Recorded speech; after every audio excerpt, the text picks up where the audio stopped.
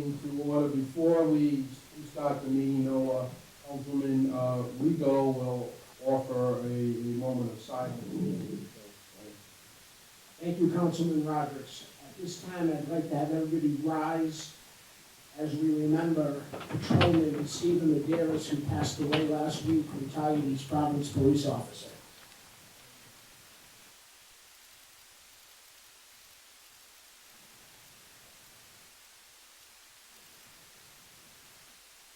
Thank you. Please remain standing. And we have a young gentleman, Councilman Souza. Do you want to have him start and lead us in the pledge? Pledge allegiance to the flag of the United States of America and to the republic for which it stands, one nation, under God, indivisible, with liberty and justice for all. Thank you, sir.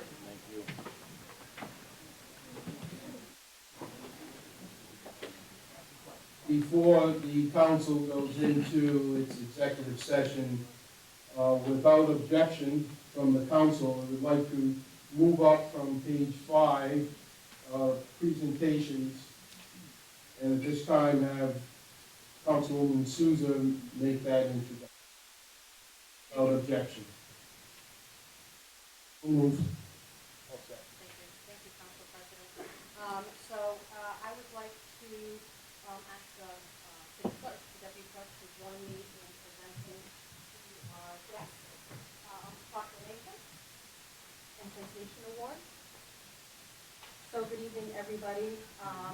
This is a long overdue recognition to a great group of and parents in our community.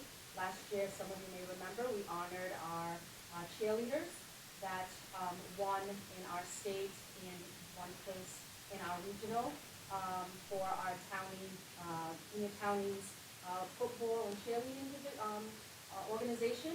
And we are fortunate enough tonight to have our football players here that because of travel and continuing on to the regionals, we're unable to celebrate that day with the cheerleading athletes. So thank you all for being here today.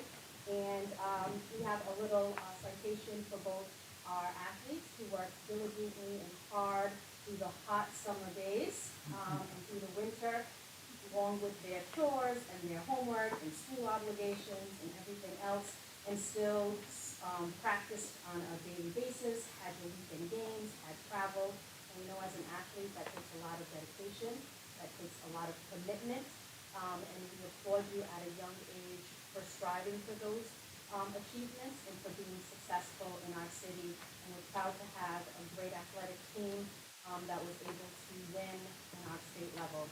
So this is to recognize our junior townies who placed champions in our 10U division, Blackstone Valley. And so, Mayor, if you don't mind calling up the names, when we call your name, if you could come up, accept your award, and then just stand in front of the diocese so that we can recognize everybody as a team once we finish. So as the line gets a little bit longer, just continue to shuffle down so all your teammates can join you.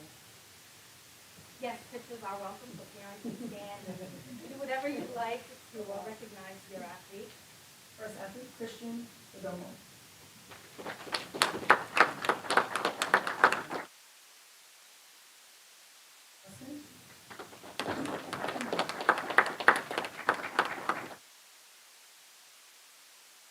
Cody Jackson St.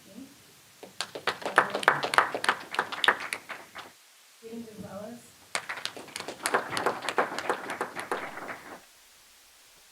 Jaden Corbett.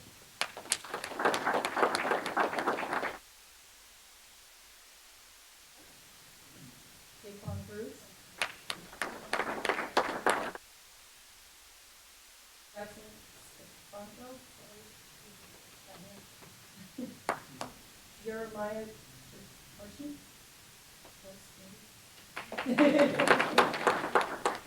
Jeremiah Louie.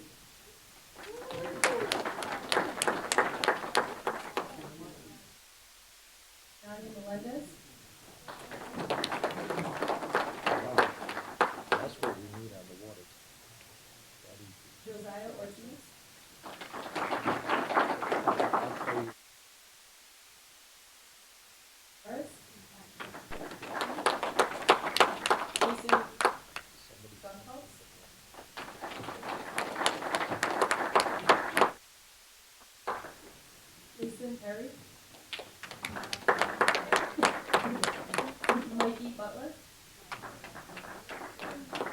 Noah Kalia Burr.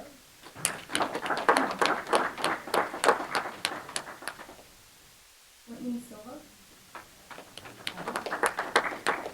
Marco Conti.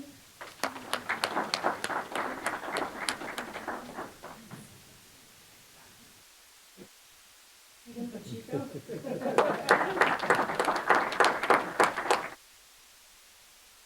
Theodore Campos.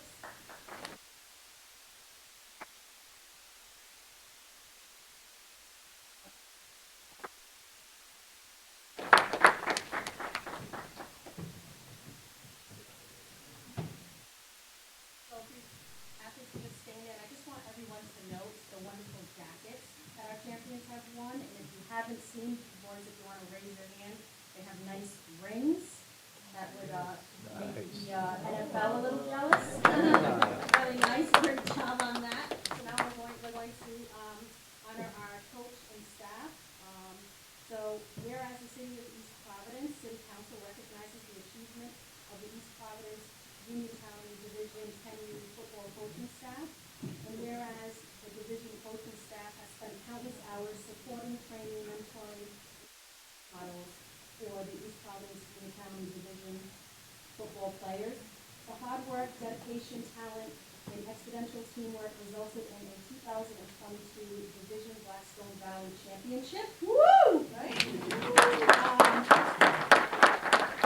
By Councilwoman Souza, on behalf of the East Providence City Council, we present this proclamation in recognizing each and every member of that staffing team, the coaching team. So first off, Michael Butler.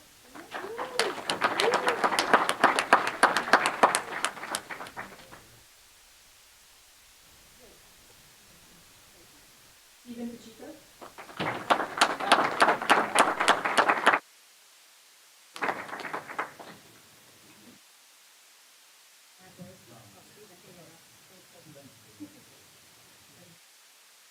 Julio Pandora.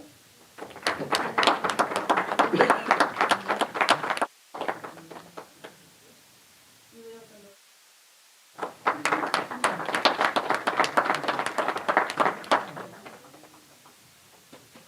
Rob Zabrowski.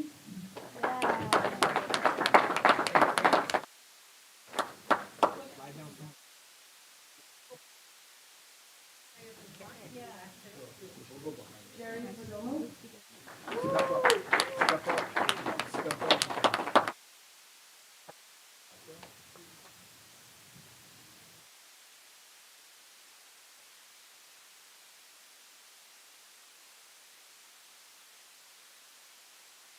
Whitney Report. David Silvero.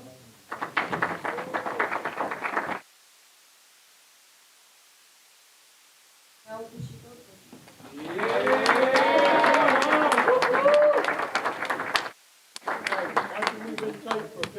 Come on this way, guys. Come on. Move over, guys. Put some of the smaller guys in front a little bit. Jiggy, come over here.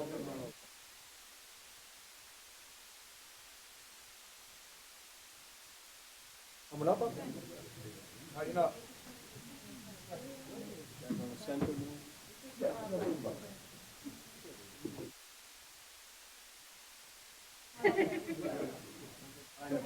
Make sure you get that ring in there.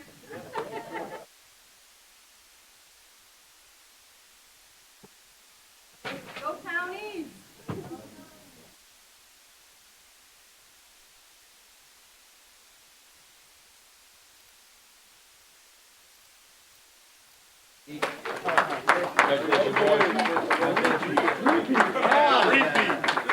That's what we like.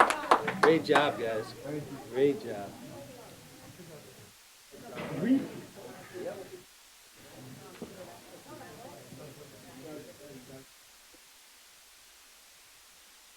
Thank you very much, Council. Thank you, guys. Thank you. You know, when I used to play, we won, we would get a pizza party. You guys get rings and flags. Come a long way. You played in leather helmets. He sent a bunch of pictures on Facebook from like the '60s about baseball squads. I'm looking up like, I wasn't even born yet.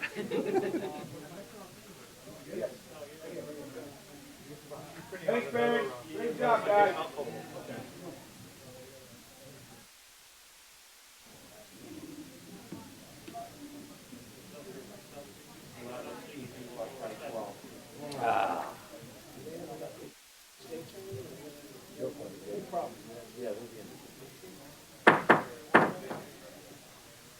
This time, the solicitor will call the roll of the council. Thank you, Councilman Fawkes. Yeah. Councilman Lawson. Here. Councilman D'Souza. Here. Council Vice President Rigo. Yeah. Council President Roberts. Here. All present. Thank All you. is present. Time I entertain a motion for the council to meet in closed session according to Rhode Island State Laws 42-46-5, A and 2, related to claims and sewer abatements. So moved. Make a motion to go into executive session. Motion by Councilwoman Souza. Second. Second by Councilman Lawson. All in favor? Aye. Any opposed? Council will return in a few minutes.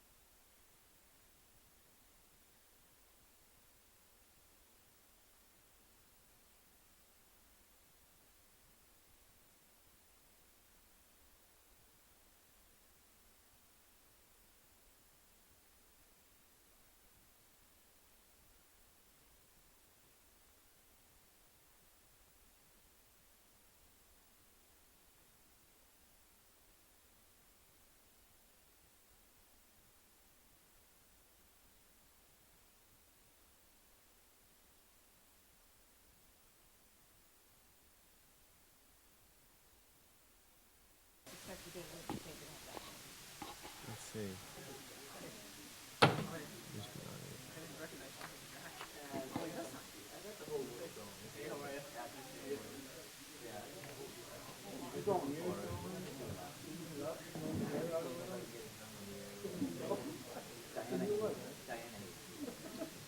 Then I want to turn monitor.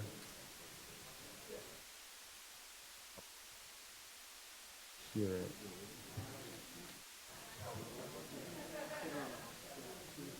No. Sorry. This one, here it is. Okay. Testing one, testing two, clear. I see. right now, go back and listen to it.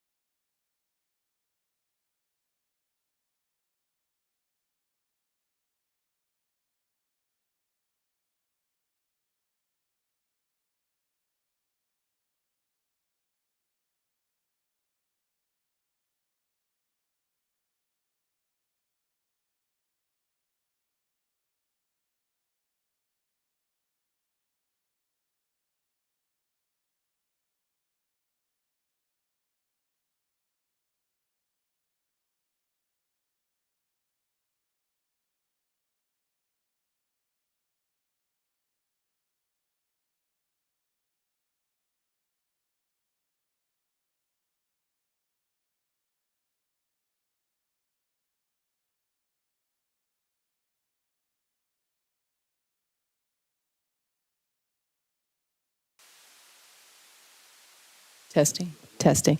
Testing one, testing two.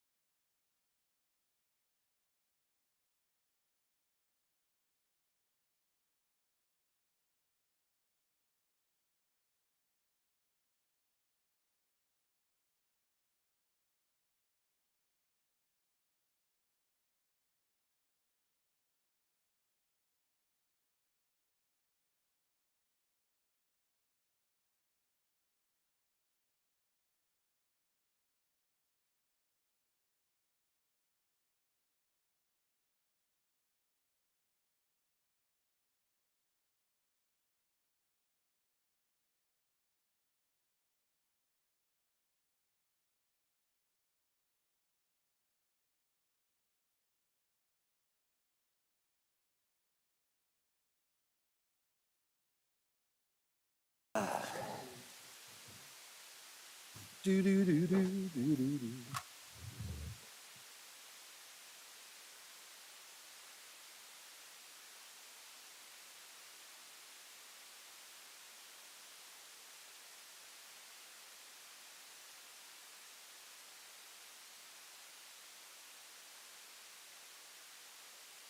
Good stuff, or did you want to jump right to?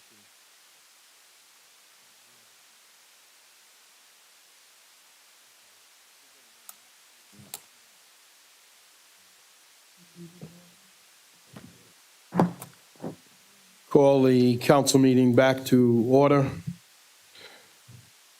Would entertain a motion to seal the minutes and of the executive session. So moved. Second.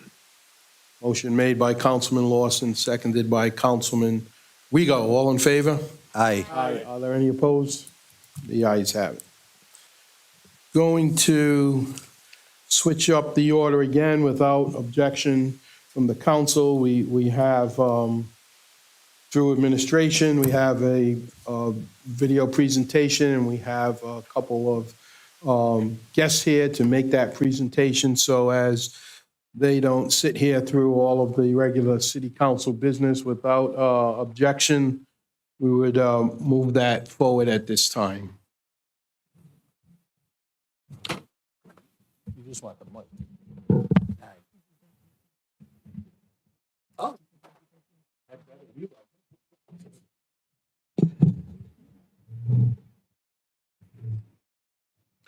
Thank you. Mr. Mayor, proceed. Oh, beautiful. Thank you, Council President, members of the council. Just wanted to bring to you the fruits of our labor over the last several months, trying to put together a plan based on community input on what we envision as a community center. Twice in the past, as the council members are aware, members of the community voted in favor of building a community center. We started the work of really looking into this and making this a reality when we hired Stark Architects. David Andrade is here today to speak on what they've come up with so far. The location that we've looked at is the location, it's a grass field located across from the East Providence High School and on the grounds of the East Providence Senior Center. That location is centrally located to the entire city. It's on a bus route, and it has close proximity to the East Providence High School. And you'll learn during the presentation, I'm going to turn it over to David shortly, that having it in close proximity to the East Providence High School serves multiple purposes.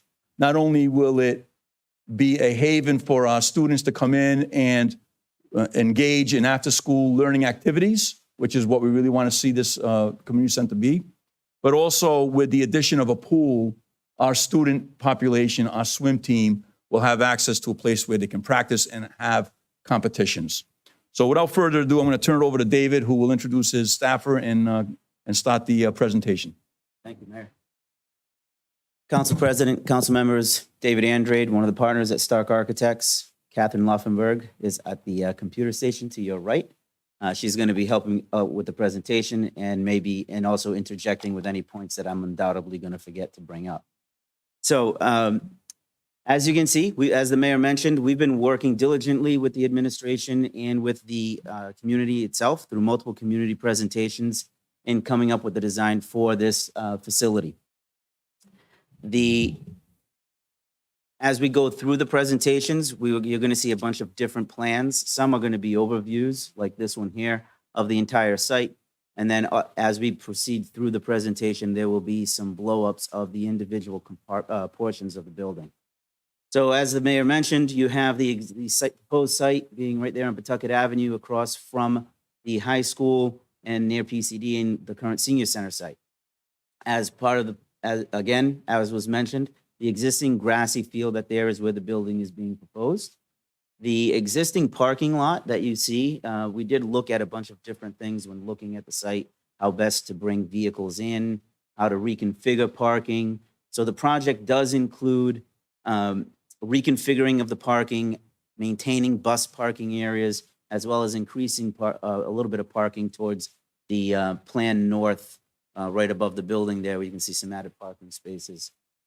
There was some questions that we did that were engaged in, that were presented to us, I mean, with respect to how best to access the site. And what we thought was that we would minimize any increase in traffic to any of the adjacent neighborhoods. So right now, you enter the building off of, or the site, I mean, through Waterman Avenue, and would exit off onto the upper north portion there along that parking lot. Just waiting for the next slide.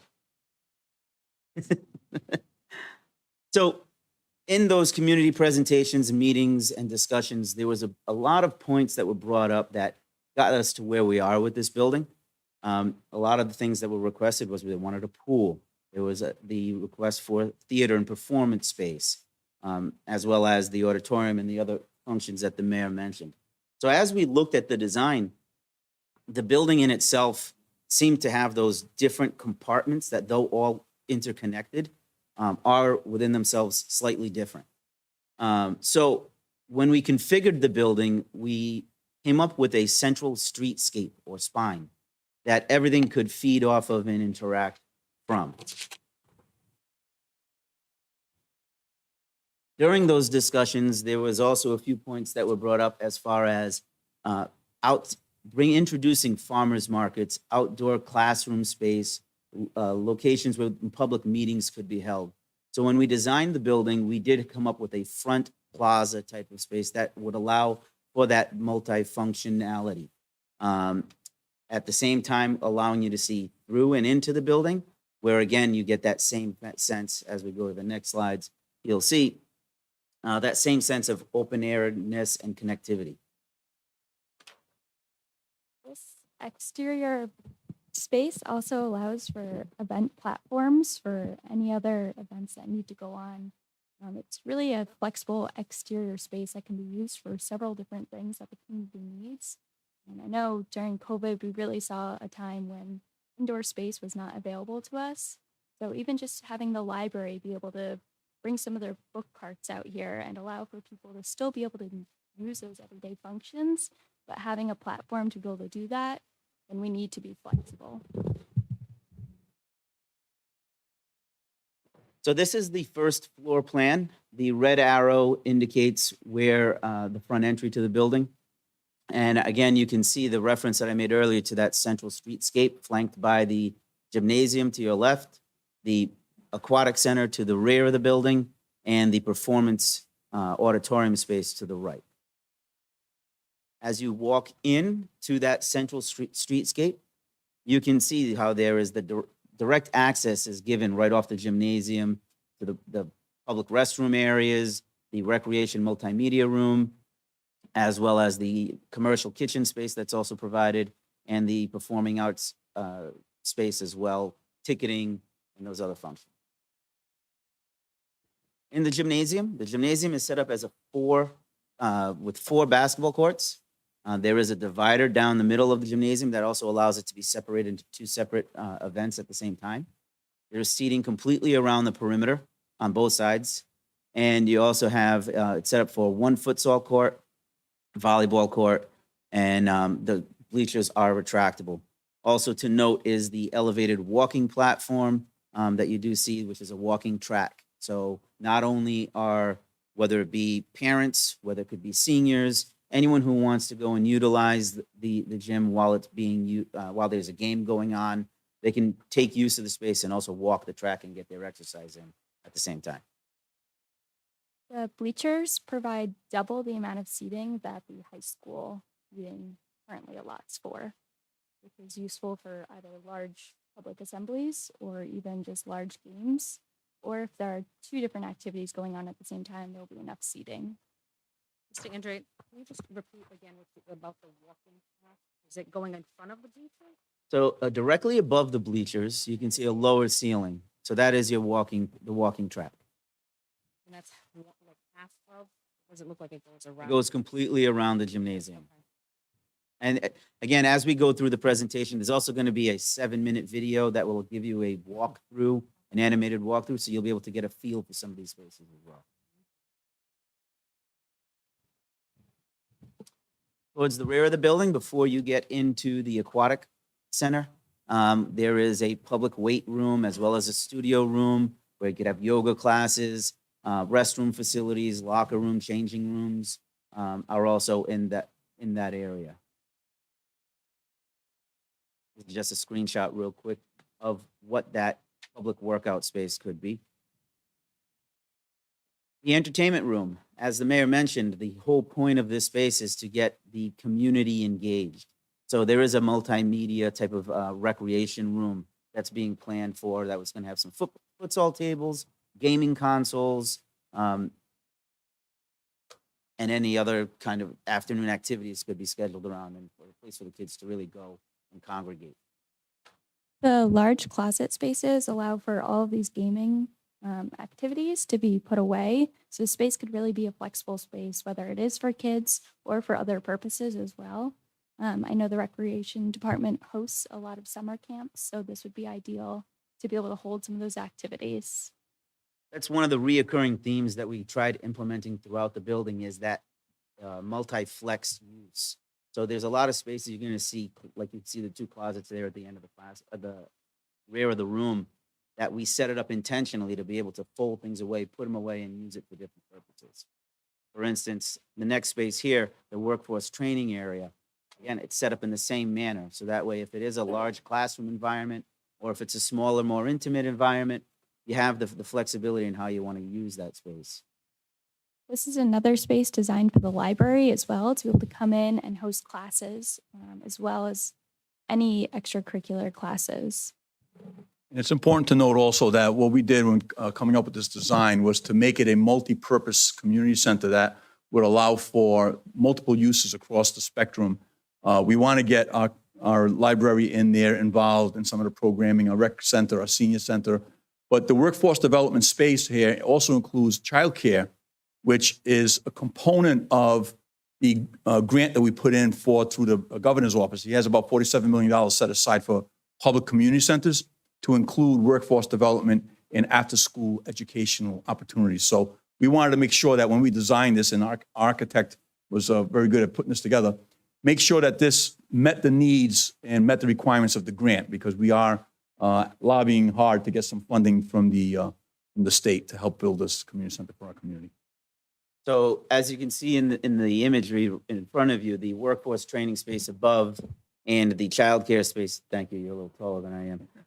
But the childcare space below, for those parents that do want to attend that training seminar and they can't find any childcare, they have that space there that is intended to be staffed.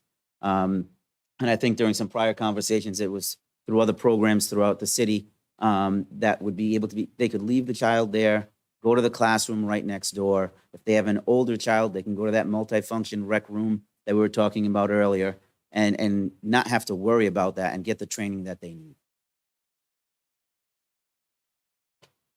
The community performing arts space, some feedback that we received was the need for such a space. They were looking for, and to accommodate that need, the building was designed to include a 300-person auditorium. That includes a sound booth located to the rear. You can see it there behind where the blue screen is, as well as a full performance stage. This stage is 55 feet by 20 feet, which is larger than any other stage in this area. So in talking to some of the other theater groups that work within this area, it's something they expressed was really a need that they do not have anywhere else. So being able to put on a full performance and accommodate everything that goes into a production was really important to everybody. But also being able to have another flexible space, right? Being able to use this building in multiple different ways. This will be large enough to be able to host an array of events, anything from maybe an art gallery to a presentation or a press conference. Or a seminar space. One of the things that was mentioned was the ability to possibly generate revenue from renting the facility out to various groups across the state. I know right now I think it's Woonsocket has a stadium theater that is constantly being used, but we don't really have anything on this side of the state. So that was some of the ideas that were tossed around when this was, when we were looking at the space. To accompany that, you do also have the back of house areas. So you do have dressing rooms, stage storage areas. There would need to be a central delivery space, as well as a commercial kitchen. Now, this commercial kitchen, we're going to get onto, we're going to touch on now with this next slide. But one of the ideas that were questions that were asked is how we could integrate the community from a restaurant standpoint. So this commercial kitchen, though not intended to be fully plated meals, is located adjacent to the auditorium off of the streetscape to allow the city's vibrant restaurant life the opportunity to go in and showcase who they are, be it through a pre-function event or a post-function event that's being held in the auditorium itself, or as Catherine mentioned with some of the art exhibits or any of those kind of, it gives that, let's bring all of the community in, not just the residents, but also the businesses that help generate tax revenue within the town and build them up and prop them up and showcase who they are. The aquatic facility. So there is an 8-lane, 25-meter NFHS accredited pool that is being planned for, a office area as well as storage, changing rooms that we mentioned earlier, and showers are all located within the space. You can also see glazing around the perimeter. We were trying intentionally to bring the outside in while at the same time putting in some shading elements to minimize that the effects that the sunlight can have in an enclosed pool-like environment. It's also important to note that we do have an ADA lift, so this is something the senior center can get a lot of use out of for their daily programs as well. I have one question. I've been educated quite well on swimming pools. I want to thank one of my constituents who happens to be here tonight, who's an outstanding resource. And when we go out to bid with this, can we have, obviously there'll be a general contractor, but can we split it so that we can have, there's that commercial right now. Do you want an orthopedic surgeon or do you want a general surgeon? Are we gonna have a company that specializes in building pools? Because anybody can dig a hole and put it in. Can we separate this so that we have a professional pool company that has done these in the past do this, so that 10 years down the road or 20 years down the road, we're not dealing with what Warwick has dealt with? Absolutely. So the specifications and the RFQ can be tailored in any way to not require a particular contractor, but at least a specialty contractor, and requiring them to complete that work.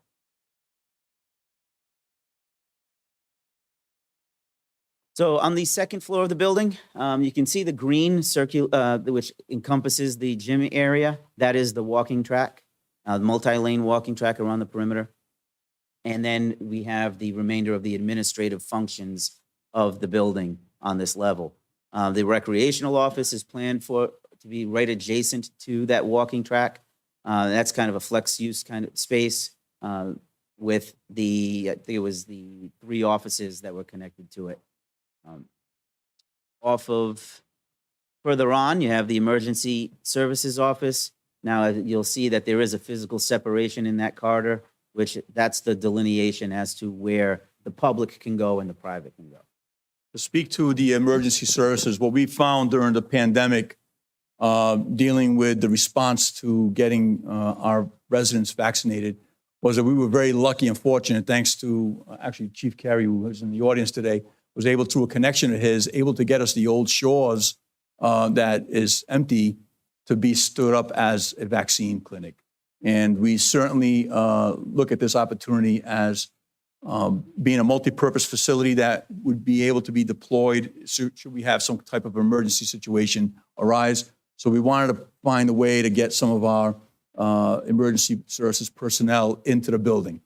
So this would be for our EMA personnel so that they have a footprint in the building.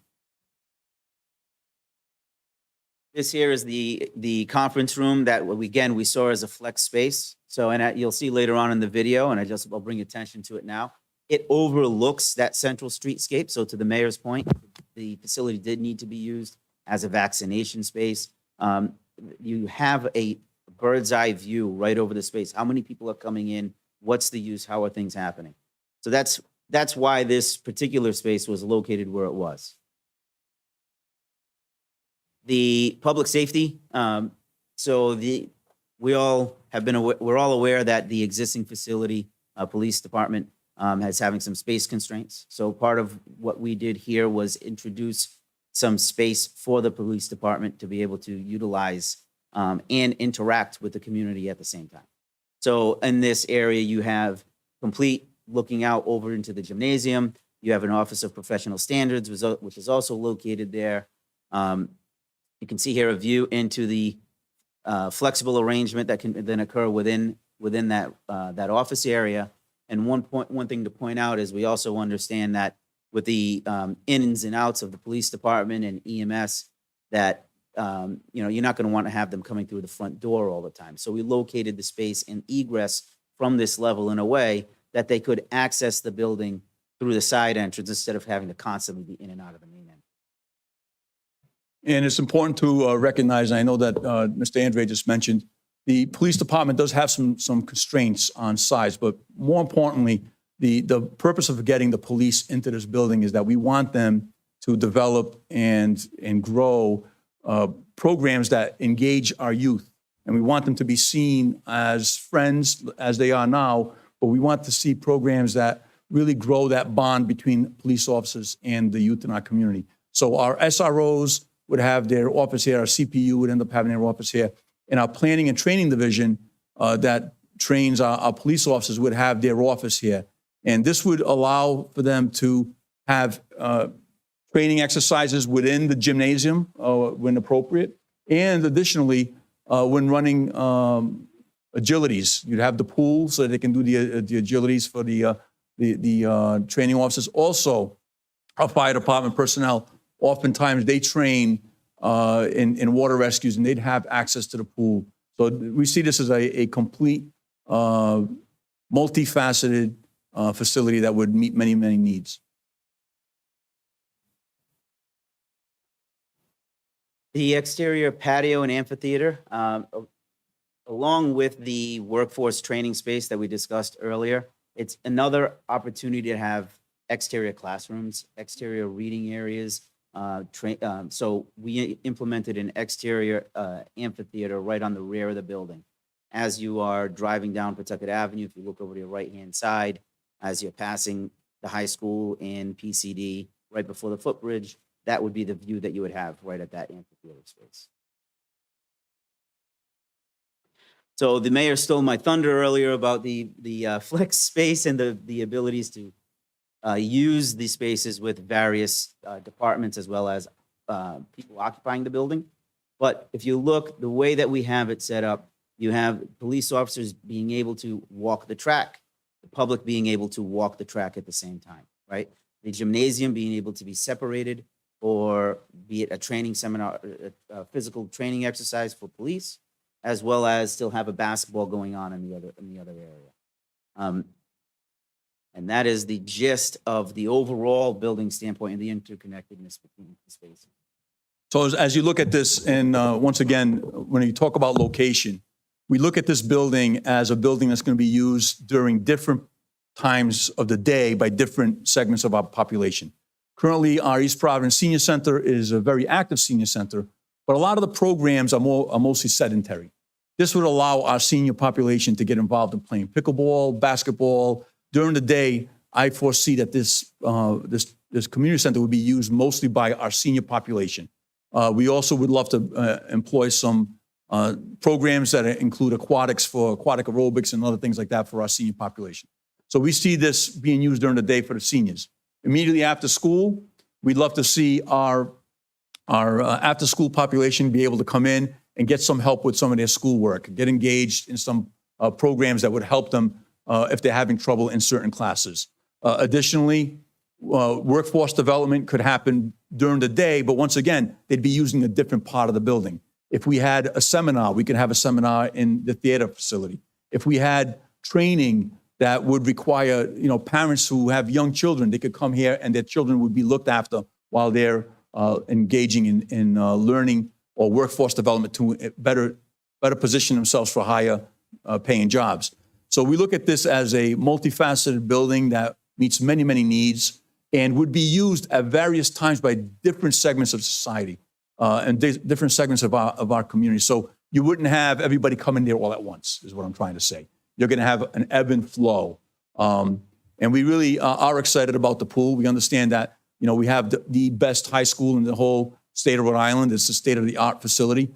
But our students, and Mr. Fonseca can speak more closely to this because he knows he's very involved with swimming. Our students have to go away from their own facility to do their trainings and for their competitions. Here this would be their home turf. This would be their home training facility and also where they could have their competitions. We have a wonderful walkthrough. Within walking distance. Oh, within walking distance, that's right. That's right. Also, the question did come up during our initial meetings about parking. Parking will be expanded, and I think David can speak more to the numbers. Additionally, parking is readily available at the high school. So if you have events going on where there's overlap and going on at the same time, there'll always be sufficient parking. There's sufficient parking around the area. But most importantly, the location is centrally located to the city. It's on a bus route, and it serves our senior population. It serves our youth at the high school, and it's close enough to both of our middle schools so that everyone can come in and be part of the activities going on there. So now we have the animated video of the building. Just bear with us.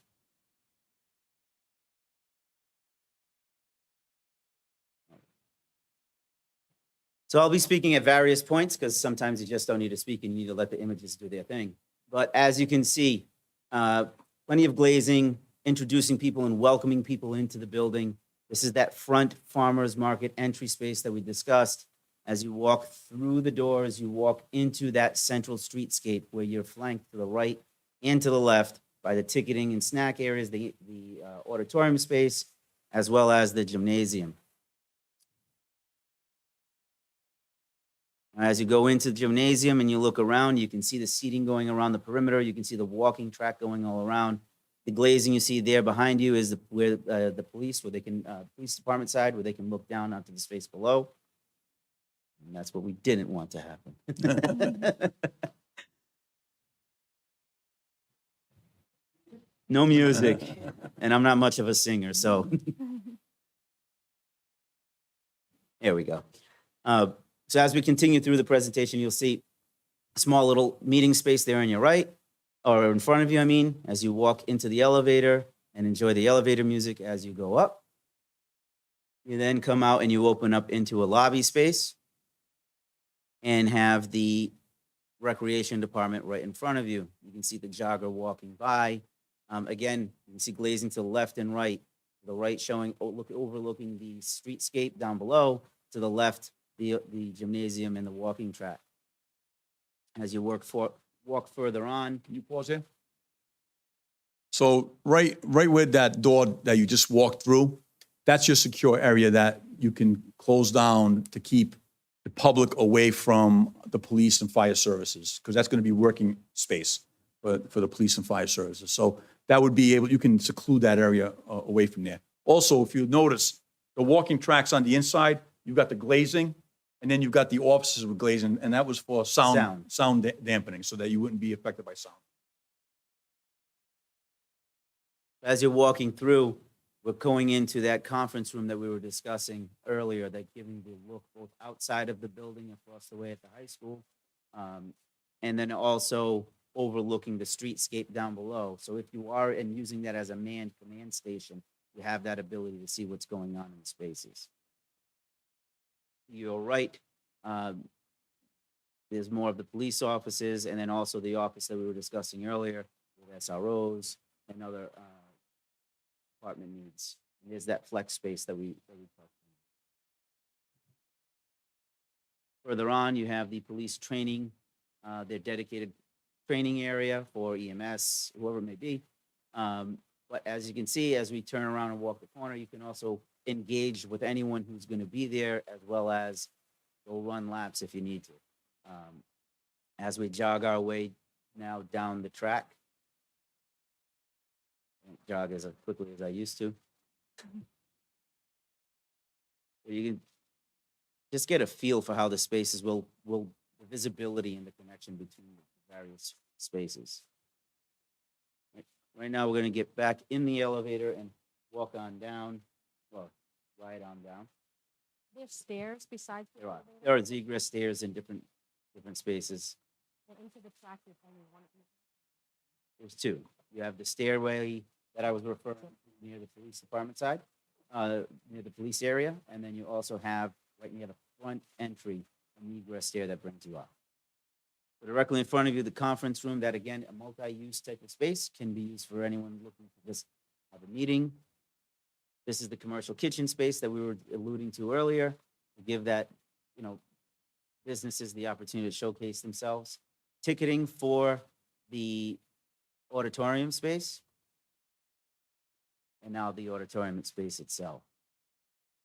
As we mentioned, large room, 300+ seats, can be seminars, performances, press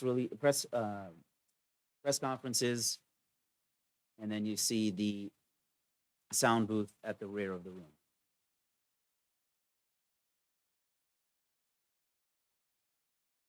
Just giving you a view from the stage, looking out into the audience. For those of you wondering, yes, those are sound paneling on the sides, the left and right, and in the ceiling.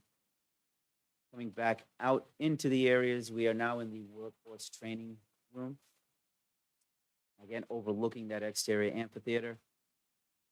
You can see the closet spaces at the rear to allow the space to be used as a large, without tables and chairs. And then you have the child care space directly adjacent to it.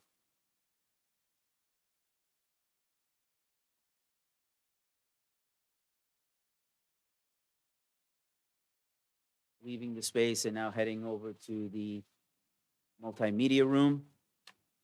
Again, you can see how everything is off of this central streetscape, bringing natural light in while also allowing the spaces themselves to get that natural light. Off of the multimedia room, again, as we mentioned, with futsal table, foosball tables, pool tables, the gaming systems on the TVs, allow the youth, give the youth some space to go after school. Public workout spaces also being provided, as we mentioned.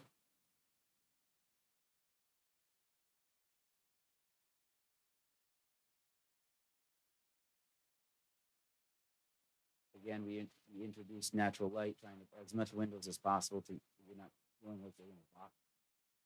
And then directly adjacent to that, you have the studio space. So this could be used as a training space. It could be used as a yoga studio, however it needs to be. Directly off of the space and to your left is the aquatic center. As you can see, we introduced natural light as much as possible, provided shading. You do see the ADA lift, seating at benches to the right as you walk in, and then also office space and storage space that's always needed for these kind of facilities.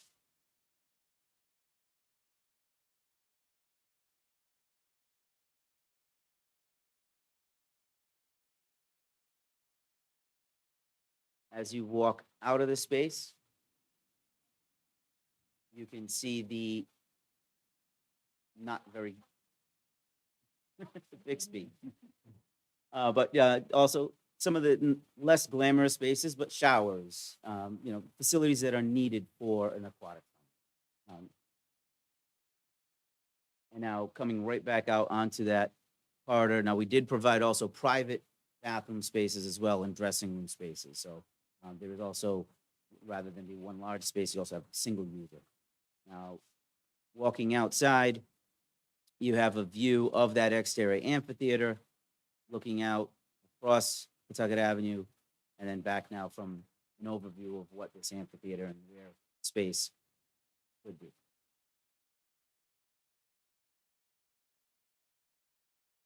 That's the end of the video. Now we're going to talk about bus.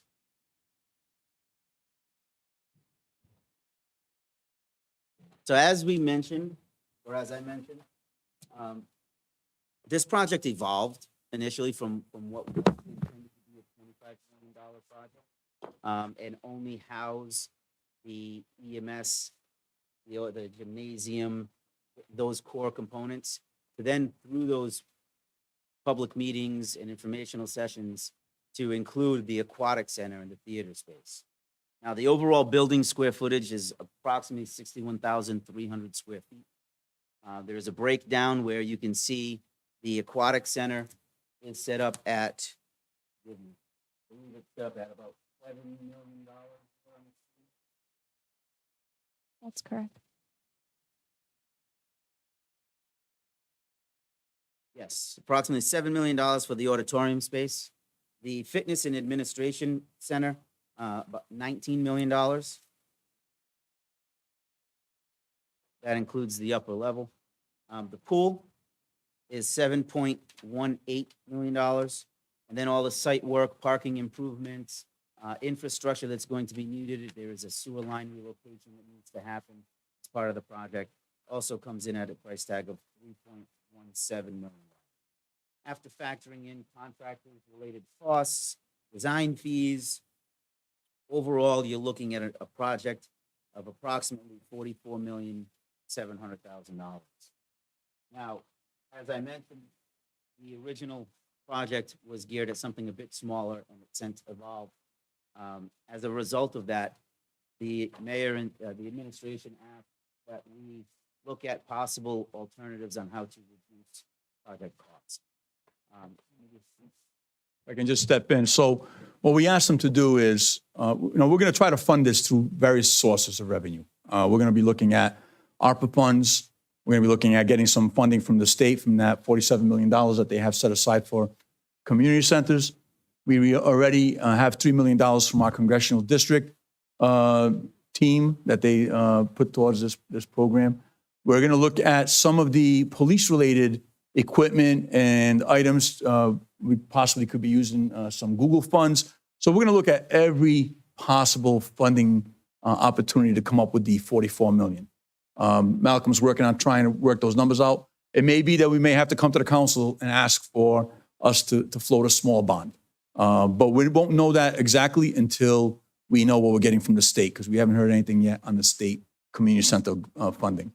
But I did ask the architects if they could design this building in such a way that if we could not get all of the funding, could we build one portion or two portions with the ability to add that third portion? And that's exactly what they did. They designed it in such a way that you can build certain portions.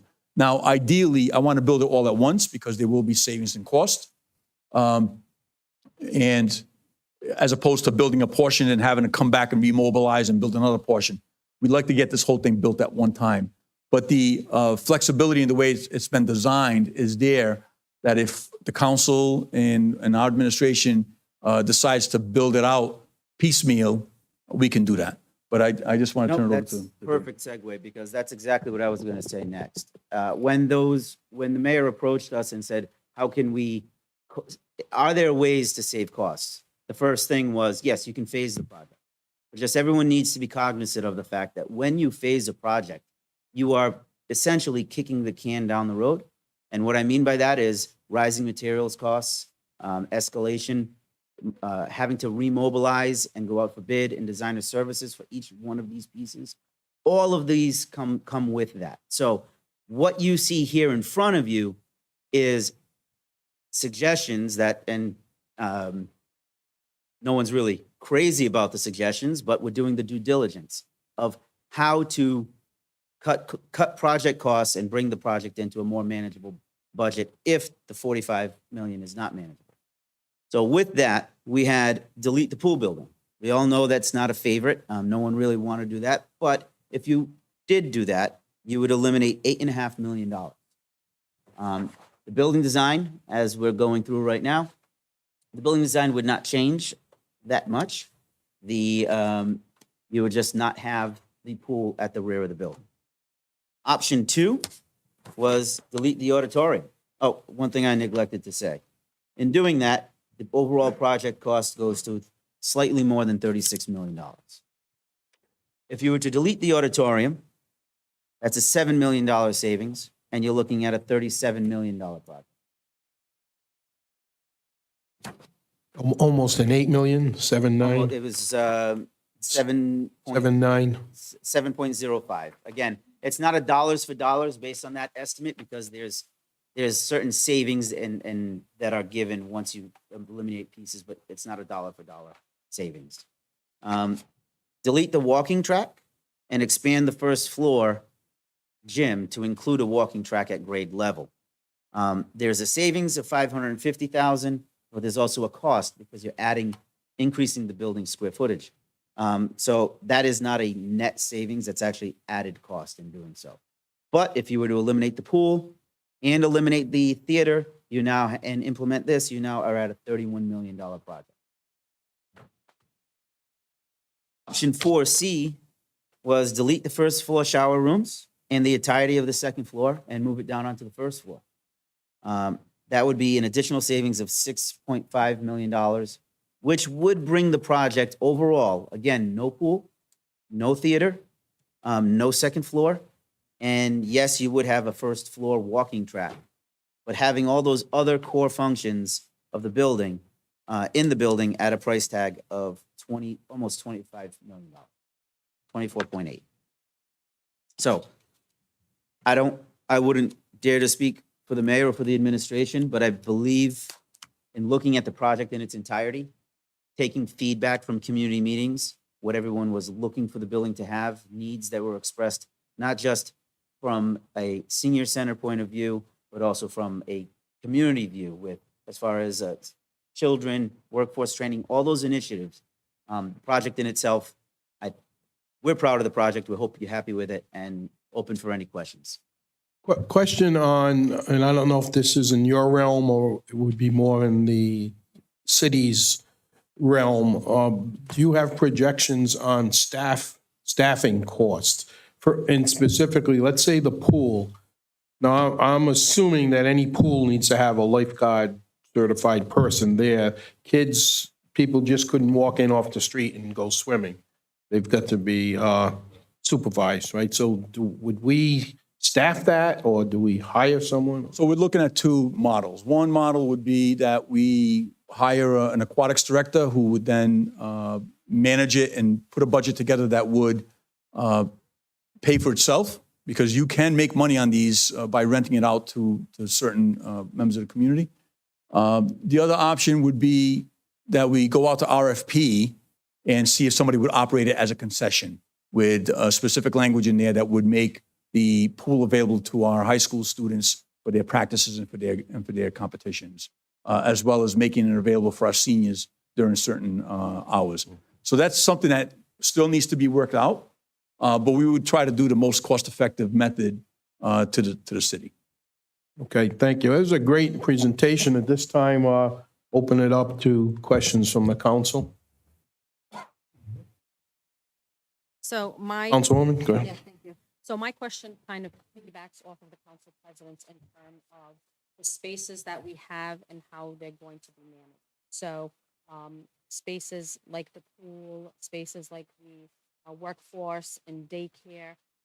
Is the building in general going to be under, besides the safety level with our EMS and our police, is the general area going to be under the realm of our Parks and Recreations Director, where they'll oversee any programs that go in there? That division might require positions to staff that area for the daycare. We're hoping, well, we intend on managing it with the staff we have, except for where it comes to the pool management. We'd have to analyze how we're going to do that. But our recreational personnel are currently housed in cramped offices at the senior center, because as you all recall, when we shut down the place in Riverside, we moved them into the senior center on the lower level. So our recreational personnel would be at this new facility with offices there to manage the day-to-day programs. But additionally, we'd be partnering with groups in the community to run certain programs. So the childcare, we'd look to partner with either the YMCA or Boys and Girls Clubs to run a program there where they would have that. The workforce development would come through partnering with people who would be able to come in and run these programs. So we make the space available so that these different groups who come in and do the actual work of the workforce development, the childcare, and things of that nature. The additional, the other thing that we're really looking and excited about is working with the library. The library, they run tremendous programs, but sometimes they just don't have the space. They'd be willing to come in here and run some of their operations out of here. That central spine, the corridor that you see, that's also a multi-use space. That could be used for public events. It could be used for setting up little kiosks, for demonstration projects, for educational projects, and things of that nature. So in terms of the theater and that commercial kitchen space, that would all be space that we'd be looking to rent out to organizations in the community, that they would come in and rent the kitchen space and be in charge of maintaining or cleaning. Like, it wouldn't be back on the city to then return it to whole.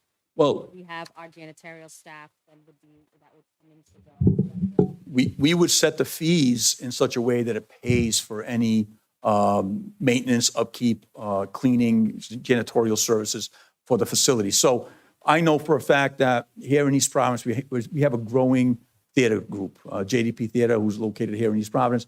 When they go do their performances, they go to Woonsocket because they couldn't get a space here. Now, it's, the going rate to rent a space. We have an EMS. Matter of fact, at the high school, the state Rhode Island EMA is holding a conference at the high school using their auditorium. I think the fee was over $4,000. So there is revenue to be generated on these type of facilities, and we feel fully confident that with all of the different programs that are out there, not only the ones here in East Providence, but from throughout the surrounding area, we would generate profit on running this operation. And then for community space, I know we talk a lot about the seniors during the day, but to the general public, our middle-aged population who may want to utilize that space, are there cutoff times? I mean, what in terms of the operation, what are we looking for hours of use? Because it cannot be open all night, right? We have to have a shut off at some point. So are we looking at a set time that is, or we're still working that out depending on what the facility? And I'm talking for the public, so not contracted through another organization that's coming in to rent the space, but for the general public. If we were to extend it, if we were to rent the facility, like what we foresee happening is there's a lot of youth groups that don't have enough indoor space. They're going to want to rent it, right? So we'd have to work out an arrangement with them to at what hours can you stay open. And that would probably require us having one of our staffers who are currently working days or one of our part-time people in the building after hours just to maintain and watch over these people using the facility. But I can tell you that just the other day, I was at Teamworks, the former Sherwood in Seekonk with my son who was playing soccer. It was an adult league, and they were playing at 11 p.m. on a Sunday. So there is need for not only the pool, but for these other type of activities. I foresee that if we get this running and up and running and we manage it properly, we're going to generate revenue to the city that will pay for the extra manpower that you need to operate the facility. I'm sure that Mr. Fonseca could probably speak more in depth with this, but I know that people in the youth sports world, they run practices till 11 o'clock midnight. So yes, we'd have to find a way to make that work because we want to make sure we provide that service and hopefully generate some revenue for the city. I have no doubt that there's going to be plenty of people that want to occupy the space. My question is more of the public, the paying taxpayers of the city, and their accessibility to the space while we're allowing space to be also rented out. So how much accessibility will the Lane taxpayer have besides the seniors during the day, but the working person who after work might want to come to the pool, and use that space? Now, that's something that we will work out as far as setting staffing, minimum staffing. And of course, we want the residents. I mean, when you talk about youth sports, those are all taxpaying residents too. Those are children of taxpayers. But you are correct. Would a person be able to walk in and go for a swim? There's going to have to be hours set, right? And we'd have to make sure we have proper staffing. So all of that said, we believe that with the multifaceted aspect of this building, you'd be able to generate enough revenue to support hiring additional staff in the rec center to help manage and maintain. Thank you, Councilwoman. Councilman? Anyone? Councilman Lawson? I think it's gorgeous, absolutely gorgeous. When I look at option 4C is what townies voted for on twice. That's a rec center. The other parts, let's let the townies decide. You know, if we're going to have to put it out to a bond, it's going to have to go on the ballot. So I got no problem. I'm one voice of 47. Something like this is definitely what we want, what we've been talking about for years. I'm not sold on the pool. I think if the schools wanted a pool with the 189 million we gave them, they would have built it. You got the Barrington Y, you got Pods, and you got the Boys Club for a pool. But I'm one out of 47. If that's what townies want, we'll put it on the ballot. Let them decide. The auditorium, you're going to need sound men, ticket takers. I'm concerned about the intersection of Waterman, Pawtucket. But other than that, Mayor, you got my support. Let's get this done one way or the other. It's going to be a process. People we're going to discuss, and people I'm sure are going to be saying, you know, that much money, or they're going to say, yes, let's do it. So let's start the process, get it done. And really, the only holdup right now is we're waiting to see what, if anything, we get from the state from their $47 million. Once we have that, then we'll come to you with a financing plan so that we can move forward. Now, to go to bond would be the 2024 election, right? No, as most of you may have heard today, Congressman Cicilline has announced that he will be resigning. So I think there'll be a special election sometime in August, probably. So as early as August, we may be able to probably get this before the voters to vote on that bond. Did Becky Chase and Diane Sullivan sit in on these design meetings? Yes. Okay. So internally, we met with the police department, the fire department, senior center, rec center, library, and I'm trying to think. And then we also had public meetings where we had public input. So the public input really is what drove the pool. The public input also drove the arts, the theater. So that's what people were asking for. And just, I'd like to think ahead, being proactive. It looks like this would make Fuller redundant. So we'd have to have a conversation on Fuller because the programming they offer sounds like it would be offered at this building. So there's a lot of moving parts that we got to look at. Same thing with the Google Fund. I'm not sure it's appropriate, but I would love if we could have a full in-service with the new council on what the Google funding can be used for. I know there's a ton of stipulations, and I just want to make sure we do it right. I just want to make sure our financing is right. I don't want any mistakes. Let's do it right. You know, let's give the townies what they want, but let's do it right. Thank you, Councilman. And I can tell you that the Google funding is very restrictive on what you can use it for. You can't use it for actually building a building, but what you can use it for is for the portions that are for the police department. You can use it for engineering costs. You can use it for equipping the area and purchasing, stuff for the office. But anything that's to do with actual construction, you can't do. And I just want, let's not let the perfect be the enemy of the good. We want to get a rec center built. We know that. Let's do this process. Let's do it right. Get it done. Thank you. Councilman Bogan? Yes, I think you did a wonderful presentation. Thank you very much. It looks beautiful. The concern, I didn't notice, did you have wheelchair accessibility into the theater and the shower areas? And I know you said you had the chairlift for the swimming pool. Yeah, so you have it for the pool area. You also have it for the theater. We have the elevator to provide accessibility to the upper levels. There's accessible seating in the theater space as well. So all of that is taken into account. Bathrooms, yes. Okay, and it's not a charge for the residents, is it, Mayor? It's free? We'd have to sit down. I know that previously there's always been like the senior center. There's a yearly membership fee to be a member of the senior center. And previously, when we had the rec center down in Riverside, there was an annual membership fee. So I would anticipate that there would be some type of annual membership fee for the residents. I think it was like $10 they would charge. Yeah, right now, the senior center is 15. It's 55 if you want to get into the fitness programming, and that covers everything. It probably would be in that ballpark, maybe $50 a year or less if you don't use some of the equipment that is expensive. But that remains to be set. Councilman Rigo? Thank you, Councilman Fogan. I think everything here is a great idea. One point that Councilman Lawson picked up or stated about the pool at the new high school, they wanted that, but the state took that out of it. Somebody who sits here with a couple of artificial screws in his body, swimming pools are very important for rehabbing situations. So if we're going to do this thing, we got to do it for everything. And I think that the pool there's so much rehab work that people need to do. God forbid anybody gets sick, cardio or anything like that. And pool is a necessity, and it adds a quality of life to it. Theater, everything here makes sense, but obviously we got to look at the dollars and cents to make it work. Thank you. Yeah, I would just echo pretty much what everyone said.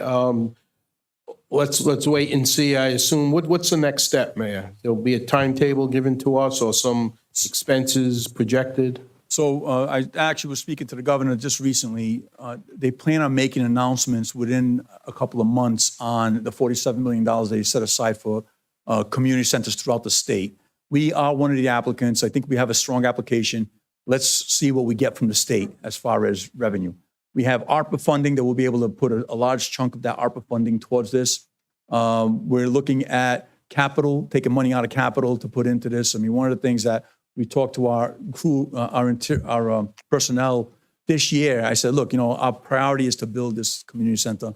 When it comes to capital expenditures this year, we're going to have to tighten our belt to see if we can put that money aside so we can build this thing. I am committed to trying to get this built for our residents. I concur with what Councilman Rigo was saying. People wanted the pool at the high school, but that did not fall under the reimbursement schedule from the state. So that $189 million, only about $100 million falls under the reimbursement schedule. And we really just didn't have an extra $7-8 million at the time. Now we're fortunate because we have the $3 million from our Congress, from our congressional delegation. We have some money going to be coming from Governor McKee's program. We have ARPA funds. So if we go out to bond, we were just running some rough numbers. You're looking at maybe a $15 million bond, which is not bad when you think about what you're getting for it. And the rest of the funds are going to come from other sources of revenue. So we really are committed to getting this built. And once you get it built, as far as getting different programs in there, it's not going to be difficult to get those programs staffed and running. And when you get more of those numbers, it'd probably be a good idea to have them presented in a public hearing type forum so people could comment.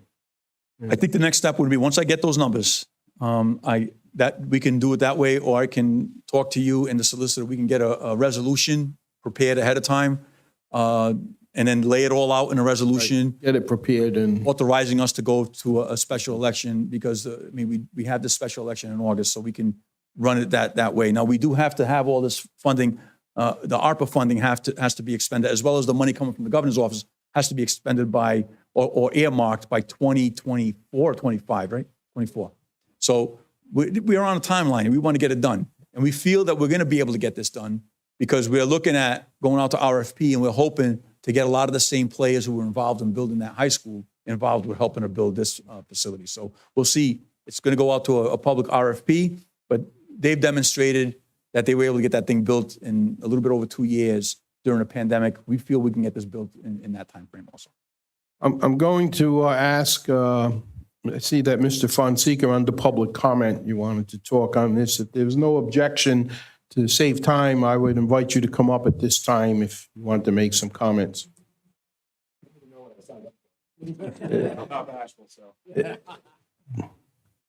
Hi, everyone. Thank you for the presentation. It says community center, so you jog your memory. I thought you were like taking attendance, just or whatever. But I live at 244 Wilson Avenue. I lived in Rumford since 05. My kids go to public school. I volunteer at the Boys and Girls Club, at the Tidal Waves swim team. We just wrapped up our first undefeated season, actually, that anybody can remember. There's been a lot of talk about the COVID spaces, and those would obviously come in handy 2 or 3 years ago. But relative to COVID, we had a swim team that had 10 to 20 people on it when the pandemic hit, and places like the Boys and Girls Club had to stay open for the community. And Coach Bob Hassan, who's the head coach and also the high school coach for East Providence, him and I worked to keep the team open, and we went from 20 to 40 to 60, almost 60 kids this year. And a majority of those kids are residents of the town. It is a private club. We also are in the black this year, so we run a for-profit swim team in the city, and the Boys and Girls Club benefits from that. We also have a fundraising component to our swim team because so many of the parents believe in what we're doing there. I got a text from our third coach, who is the school nurse at Myron J. Francis, where my younger daughter goes to school, and she texted me. She's apparently watching this on TV, which I can't even believe people do this. And also, Shorty over here, you introduced the pool as a 25-meter pool, and 25 yards is what we need. Careful, he's our architect with the figures. So I just saved us like at least $2,000 on the budget. So 25 yards. All right, write that down. Listen, I didn't grow up in here. I didn't grow up in East Providence. I grew up in a different community in Rhode Island. I didn't go to East Providence High School. My kids hopefully will. There is a very glorious swimming history in this town, and my younger daughter was at a meet at URI this weekend, and the female swimmer of the year at the high school is the Jenny Mooney Award, and I was able to introduce my kids to Jenny Mooney, someone I grew up with. So the reason that swimming in this town isn't very strong right now is exactly because we don't have a facility. And from 1 o'clock to 8 o'clock every single day, from November 20th until February 20th, the 5-lane Boys and Girls Club pool is 100% occupied. That's from 1 to 8 every single day. And during that time, there's no staffing needed. Council President, there's no staffing needed because I'm lifeguard certified, just like all the high school coaches have to be, just like our coaches are. So there is a way to make money. The community is actually underserved when it comes to the amount of people that live here and the need for aquatics. And quite frankly, we can offer an affordable place for kids to learn how to swim. We can offer a affordable place for people to have rehab.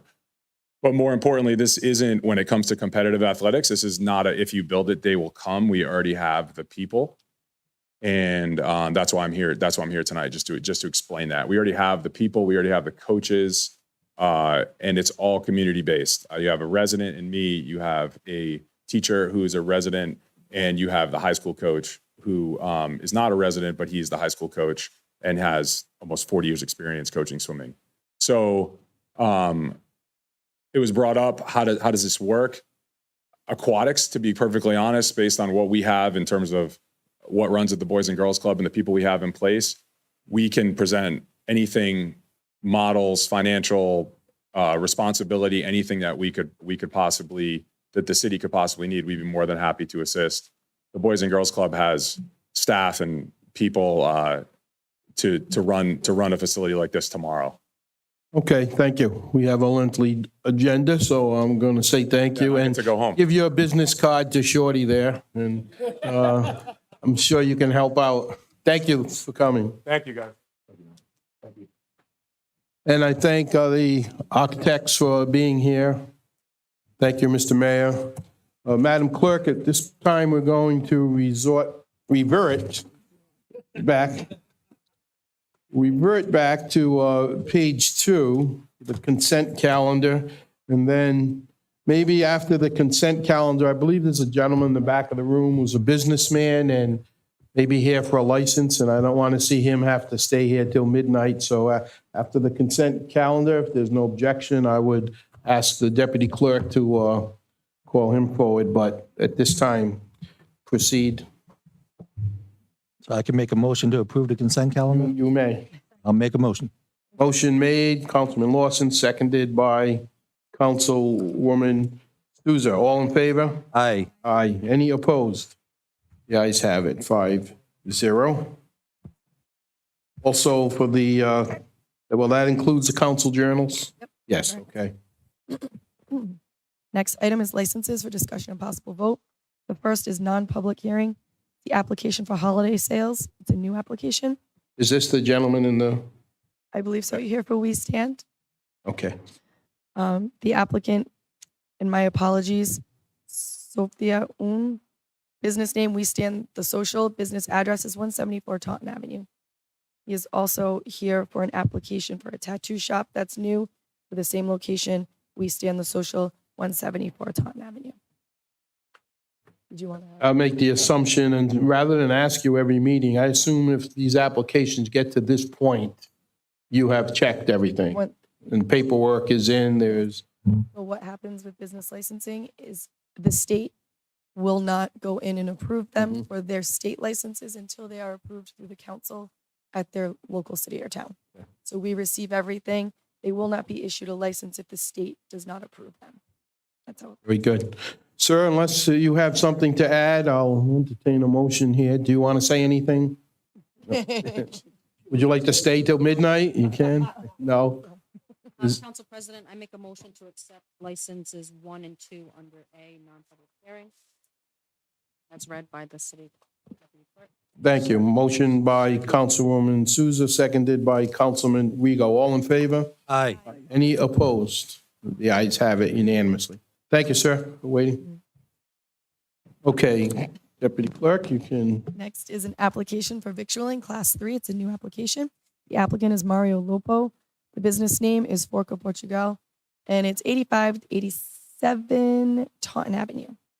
And he's also applying for holiday sales at the same location. the applicant present, also no.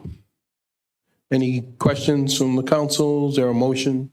No, I make a motion to approve numbers 1 and 3 for the applicant. 3 and 4. Oh, 3 and 4 for the applicant, Forca Portugal. Motion by Councilwoman Souza, numbers 3 and 4, seconded by Councilman Lawson. All in favor? Aye. Any opposed? The ayes have that unanimously. Next is an application for a victualling license. It is a transfer. The transfer is Mr. Chen at Hibachi Buffet, Inc., which is DBA Hibachi Buffet at 58A Newport Avenue in East Providence. We're transferring to Mr. Cheng at Newport Hibachi, DBA Hibachi Grill Supreme Buffet. Again, are there any questions for council? Would you like to entertain 6 at the same time? And I got a quick question. Last council, didn't you group all the non-public hearing ones together and we just voted once? We did, and we've been grouping 2 of them at a time. Okay. Now this Yep, is the like last- 5 and 6. these are I'm the just last. saying in the future, Yeah. we Right. have that option. Yes, so we'll entertain a motion to group 5 and 6. Number 6 is their application for the holiday sales, a new application for the same location. Same location. Is there a motion? Motion to approve. Motion to approve numbers 5 and 6 as listed by Councilman Lawson. Is there a second by Councilwoman Souza? All in favor? Aye. Any opposed? The ayes have it. Next is a public hearing. It's a BV full liquor license. It's a transfer. The transfer is from Mr. Chen at Hibachi Buffet, Inc., DBA Hibachi Buffet. And it's going to transfer the same location. It's going to transfer to Mr. Chang at Newport Hibachi, DBA Hibachi Grill Supreme Buffet. Councilman Rigo. Councilman Rodrick's, I need to recuse myself at this time. Are recused? Is there a motion? It's a public comment. Public hearing. Any comments from the council? Other than that, is a public hearing. Anyone here in the room that would like to comment? Ask once again if there's anyone here in the room that would like to comment for or against. Any other discussion on the council? Is there a motion? Thank you. We'll close the public hearing. Make a Now motion we'll to entertain approve. a motion. Councilman Lawson makes that motion to approve. There's a second. Councilman Fogarty seconds. All in favor? Aye. Any opposed? Record show, we have 4 ayes and 1 recusal. Recusal is Councilman Rigo. Next, Next, communications. We do not have any. Next would be public comment. Mr. Fonseca. we do have list and you one have other more. communication, I'm sorry. Dan Landry.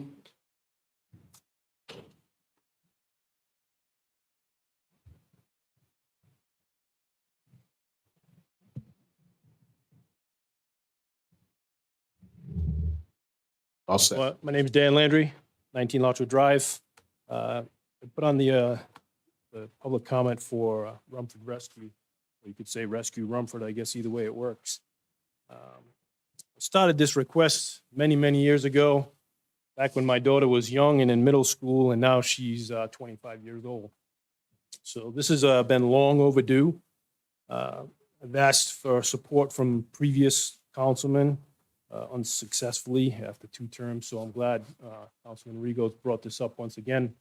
He stopped by my house when he was campaigning, and he knew what I was going to be asking for, which I actually told him I gave up because I was just really disappointed that, we've gone this long. We know we need it, but we just can't get there. It makes no sense to me. And I didn't come to the last week's meeting, but I did watch it on TV. And I did see the chief came and he presented some information on the rescue calls. And they've increased over 1,000 calls from 21 to 22. The piece that was missing on that was the breakdown by station, just overall. I'm curious to know what that is.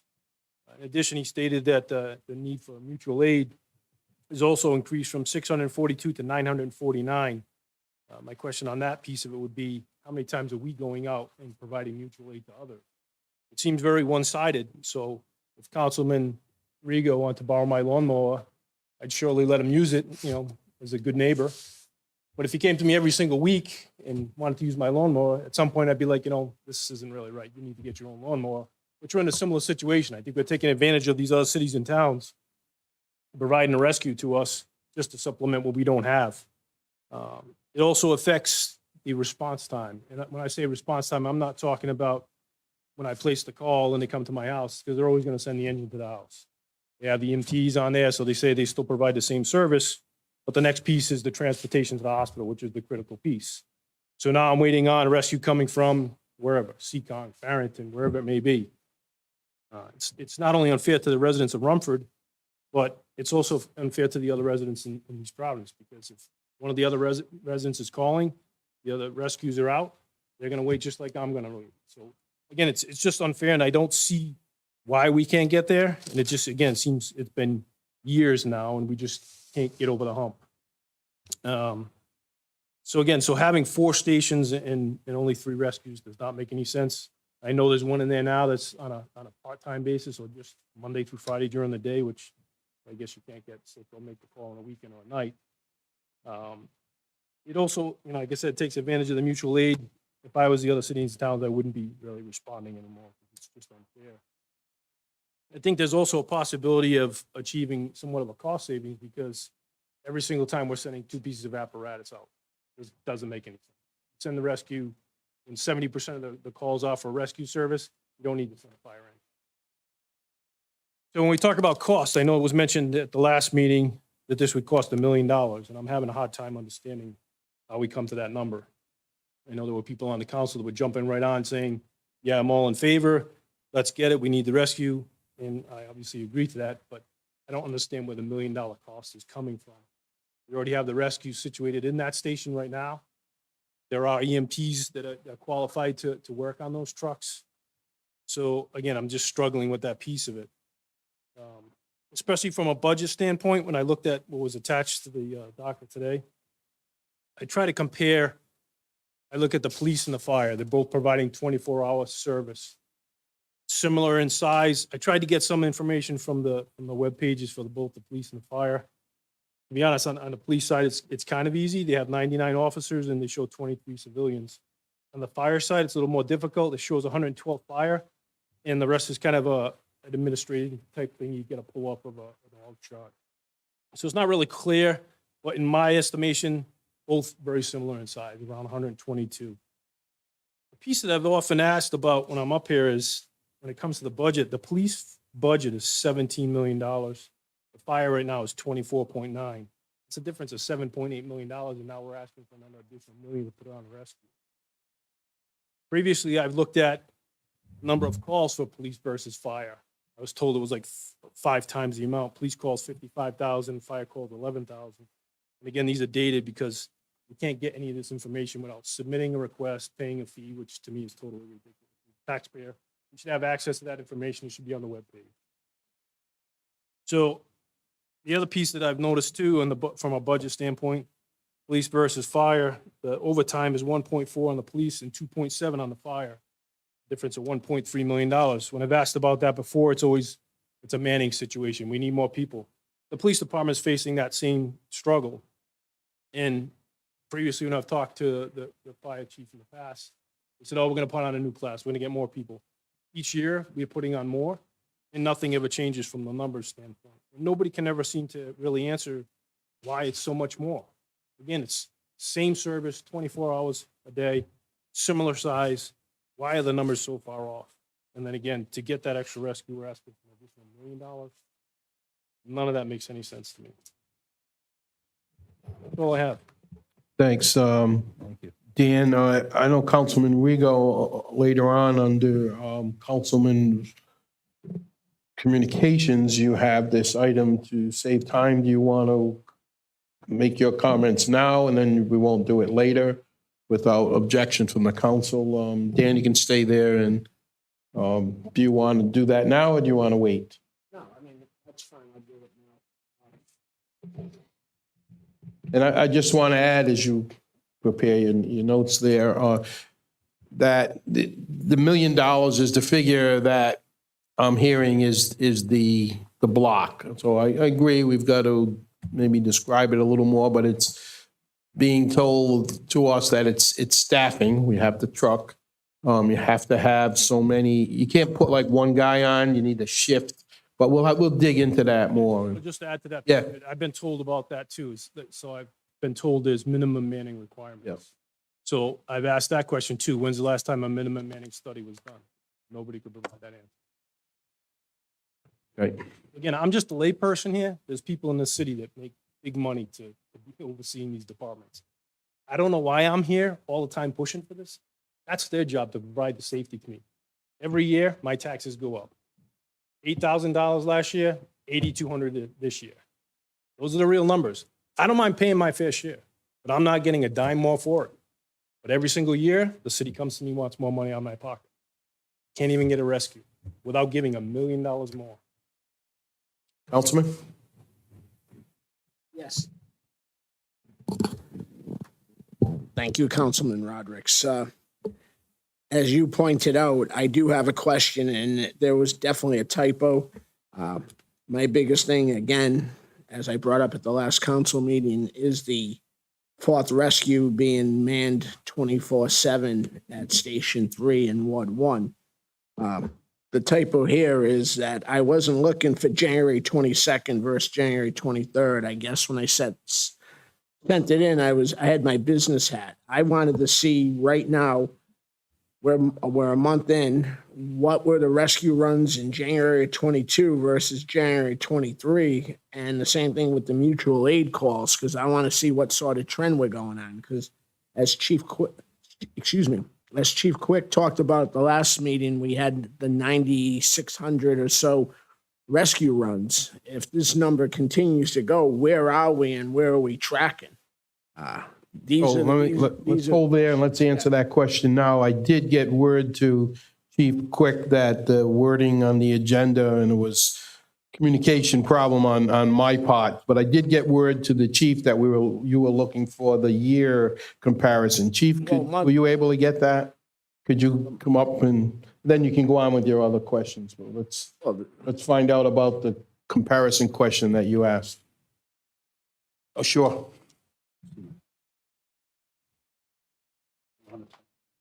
I want it right now. Where are we? First month of the, where are we right now? You gave a great presentation on 22 last year.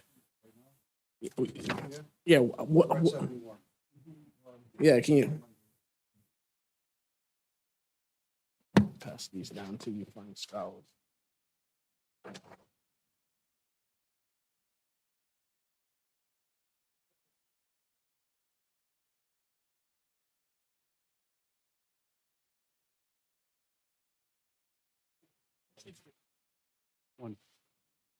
It's 2018 to 2022 numbers, mutual aid numbers. I just need one. Okay, so what the chief has given us are the mutual aid numbers for the years 2018 through 2022.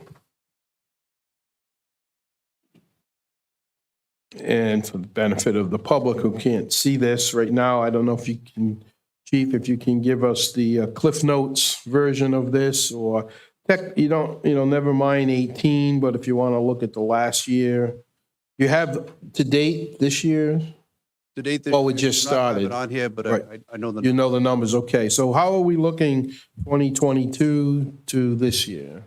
Well, 21? I have the mutual aid runs from 23, which right now we're up to 71 71 mutual aid calls through today. as of today. How many total so mutual aid, how many rescue runs has our city rescues provided so far this year or been called to? Sorry, it's actually 70, we're up to 73. 73 mutual aid. Coming in, 73 other cities Mutual aid helping us. received. Yeah. Okay, received. And how many total rescue calls have the whatever you want, 3.25, to be proper, the 3.25 rescues that we're running right now? How many rescue calls have been dispatched from January 1 through the 21st day of February? I don't have that. I just have the mutual aid runs right now. Yeah, that's what we asked, the mutual aid. I want, in my communication I sent, I wanted the total rescue runs. This is why I don't like my things being taken I off. do have the totally rescue. It's not you. I'm not mad at you. And I'm not, I asked for total rescue runs. If I may, if you'd allow the chief to speak, he's got a whole. Oh, yeah. Oh, yeah. As to everything, and instead of the question and answer, he might be able to. Yeah, sure. Okay, so I have a statement. Please, proceed. We'll go question. Yeah, no, make your statement and we'll hold off on questions until you're done. So, East Providence Fire Department provides all emergency medical services to its citizens of East Providence. EMS accounts for approximately 75% of all services delivered annually by the fire department. The department is unique. All fire apparatus is equipped and licensed as a advanced life support unit, but they're non-transporting. So our fire engines and ladders are licensed with the state of Rhode Island. This allows our personnel to provide emergency medical care to our residents in the shortest period of time, regardless of having an EMS transport in service. In the last 5 years, the demand for EMS calls for service continued to increase. The numbers don't lie. Reliance on mutual aid EMS units from surrounding communities have also been on the rise. The recent fourth rescue, known as Rescue 3, was placed in service Monday through Friday, the hours of 9 to 5 p.m. This decision was made to keep up with the demands for EMS service during the identified 8-hour peak time.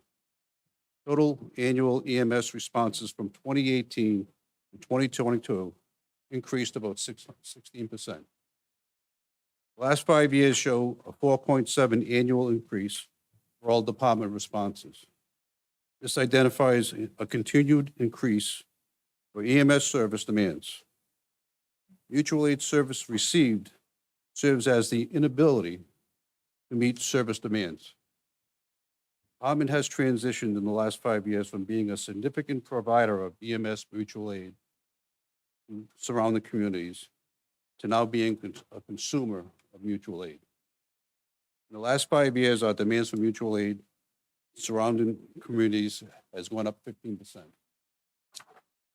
more detailed look at the daily response times provide keen insight as to the busiest times of day that we're experiencing the highest demands for rescue calls.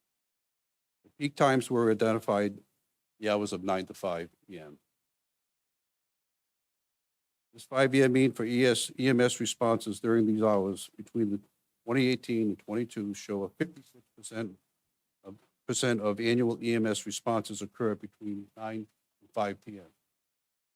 Mutual aid received from surrounding communities during these periods are also significant. 5-year mean for EMS mutual aid receiving during 9 to 5 p.m. from 2018 to 22 shows that 81% of annual EMS calls, mutual aid calls, received occur during that time period.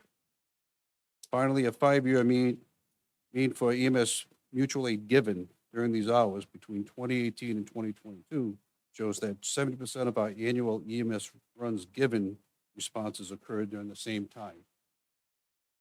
In conclusion, peak demand for EMS responses citywide occurs between the hours of 9 to 5. I said that about 5 or 6 times.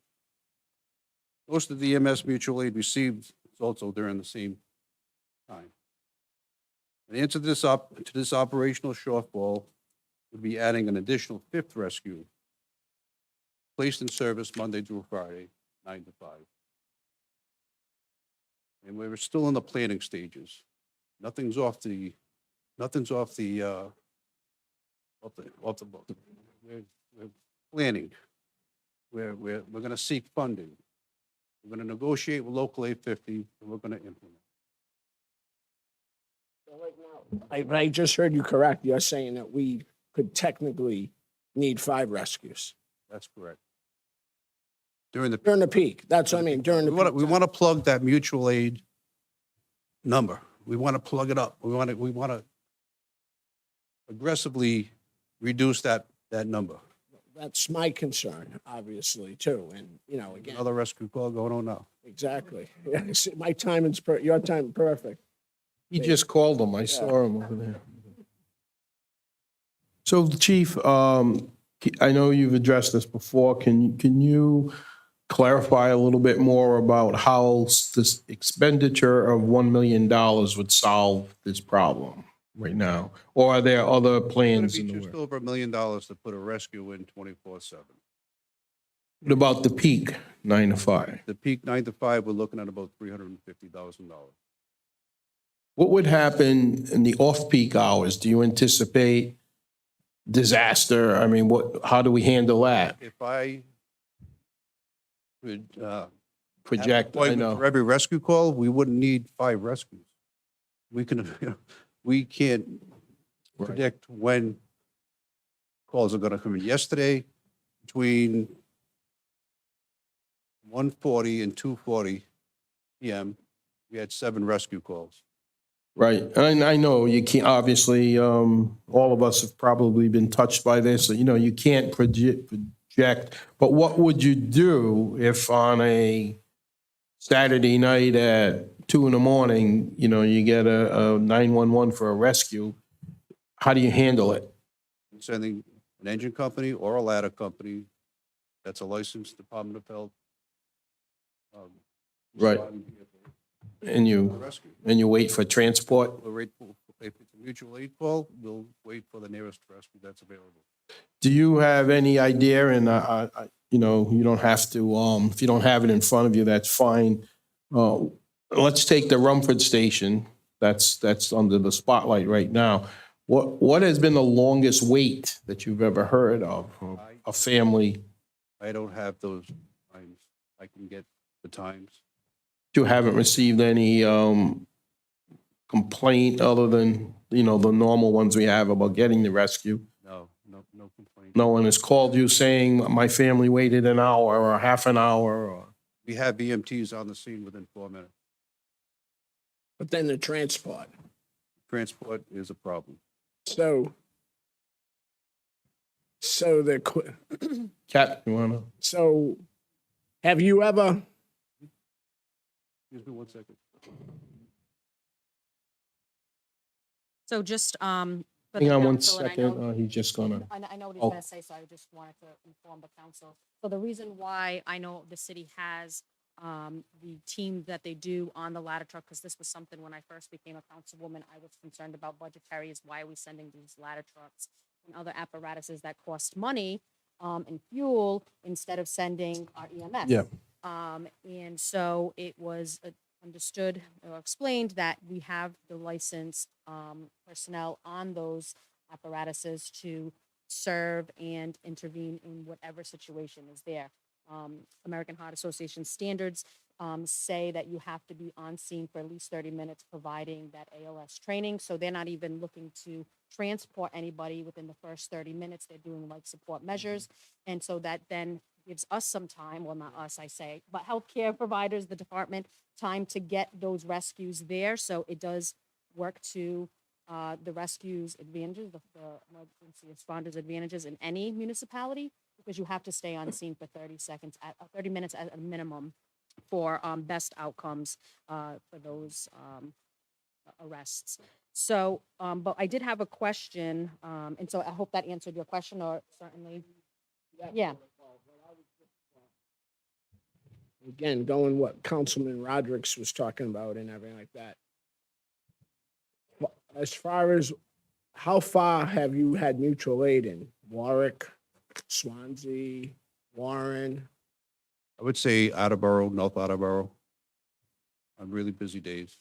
So Warwick and everything? Warwick, Cranston, Barrington. So I just did something on my GPS just now. So hypothetically, I know the first fire station in Warwick that has a rescue unit is on Post Road.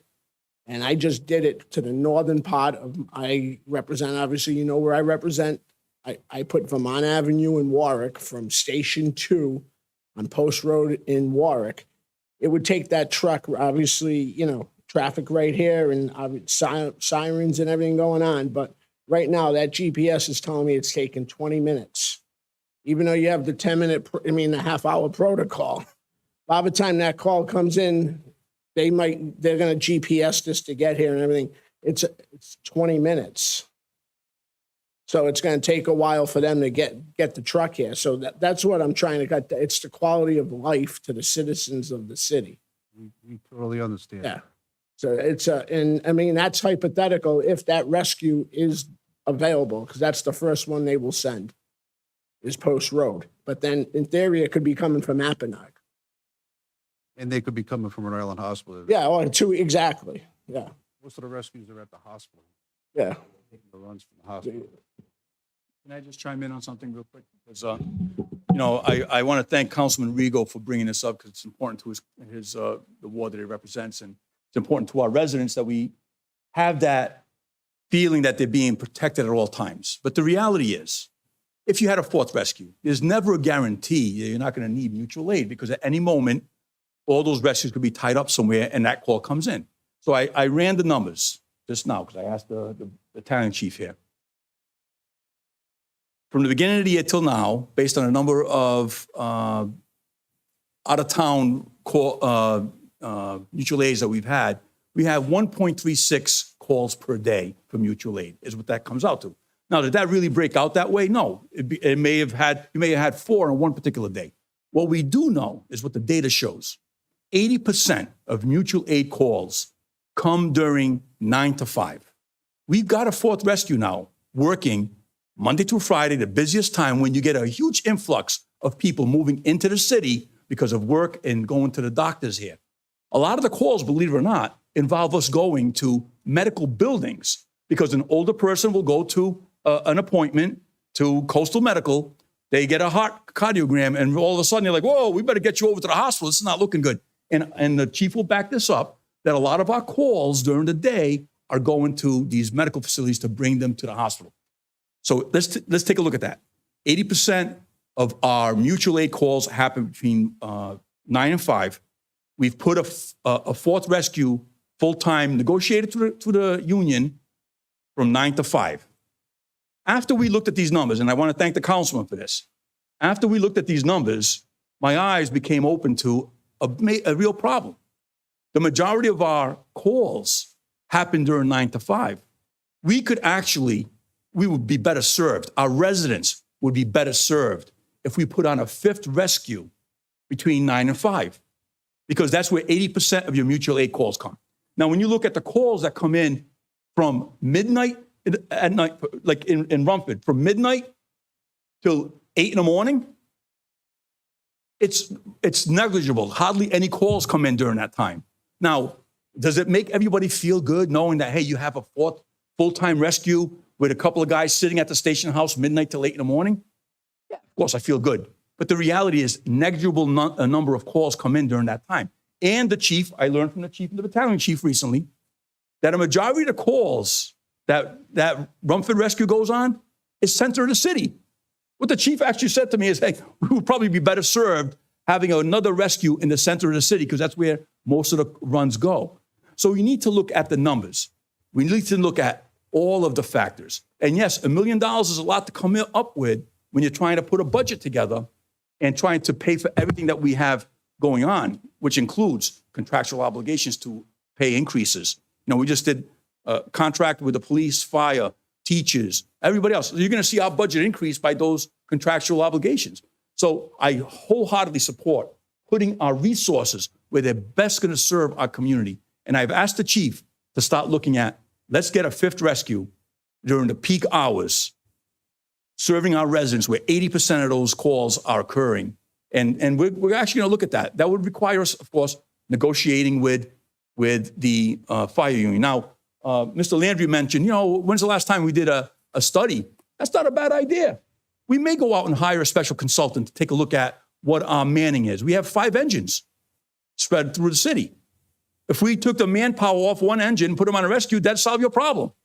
But then I'm going to get feedback from our fire union and from our chief that, wait a minute, we need to have 5 engines to properly cover our city. So we have to look at the whole picture. We're absolutely committed to protecting our residents and making sure they're safe.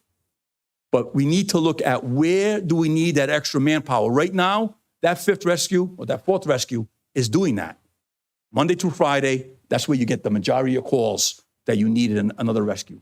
So we'll see. Hopefully we can get a 5th rescue in, but we'll look at the whole picture too. Having a full-time rescue, if you're going to have a full-time rescue sitting in the station house between midnight and 8, when they get a fraction of the calls, and when 54% or 80% of the mutual aids happen during 9 to 5, and 54% of all your calls happen during 9 to 5. So think about those numbers for a minute. So that's what's important to realize when you're looking at spending taxpayer dollars and keeping our residents safe. You could put a 4th rescue or 5th rescue that will not eliminate mutual aid calls. Because what's going to happen invariably is rescue 1 through 4 or 1 through 5 is going to get tied up on a call, and the unexpected rescue call is going to come in. Guess what? You got to call mutual aid. There's no way to prevent mutual aid from coming in. And by the way, we also provide mutual aid. How many numbers of mutual aid did we provide during the same period from January till now? How many times did we go out in mutual aid? If you can come up that number. So, Council President, if I may. Councilwoman, yep. Thank you. So that was one of the questions, and thank you for bringing that up, Mayor.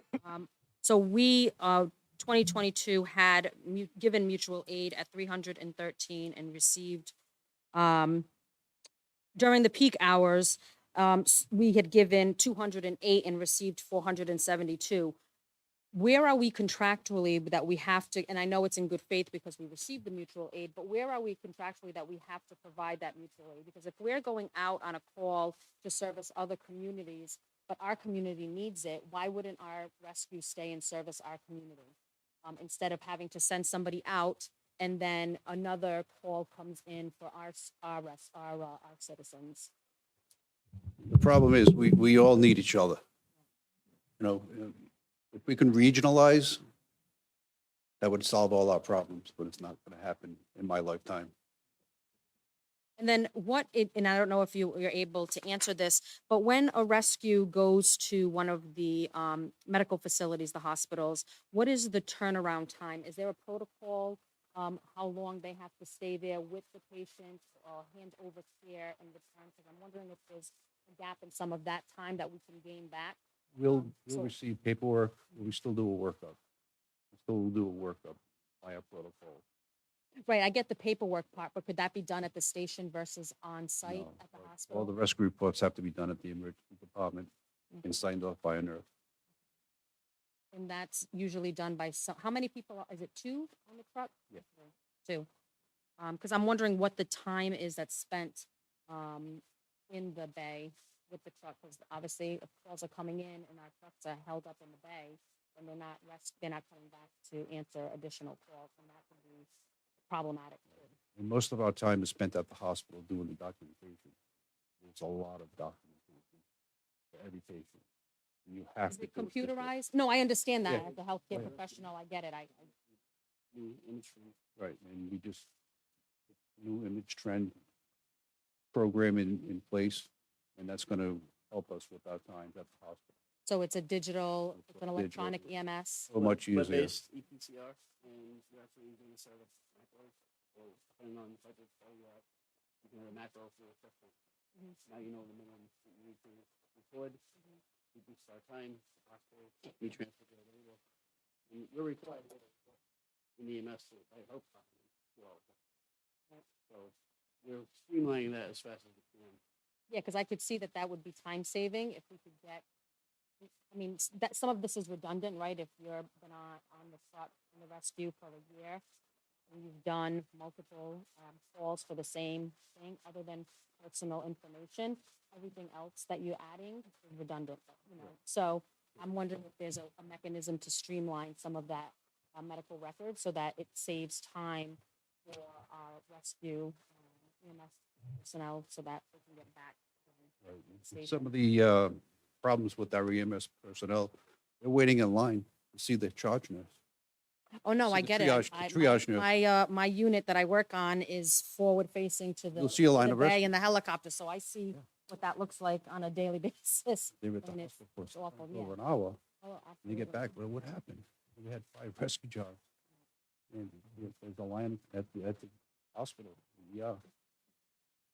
So we know that our trucks are equipped with personnel that can answer the EMS calls. So I guess one of my questions would be, instead of them being on the ladder truck or the other apparatus, why couldn't we just throw them into the rescue if the rescue's in the station?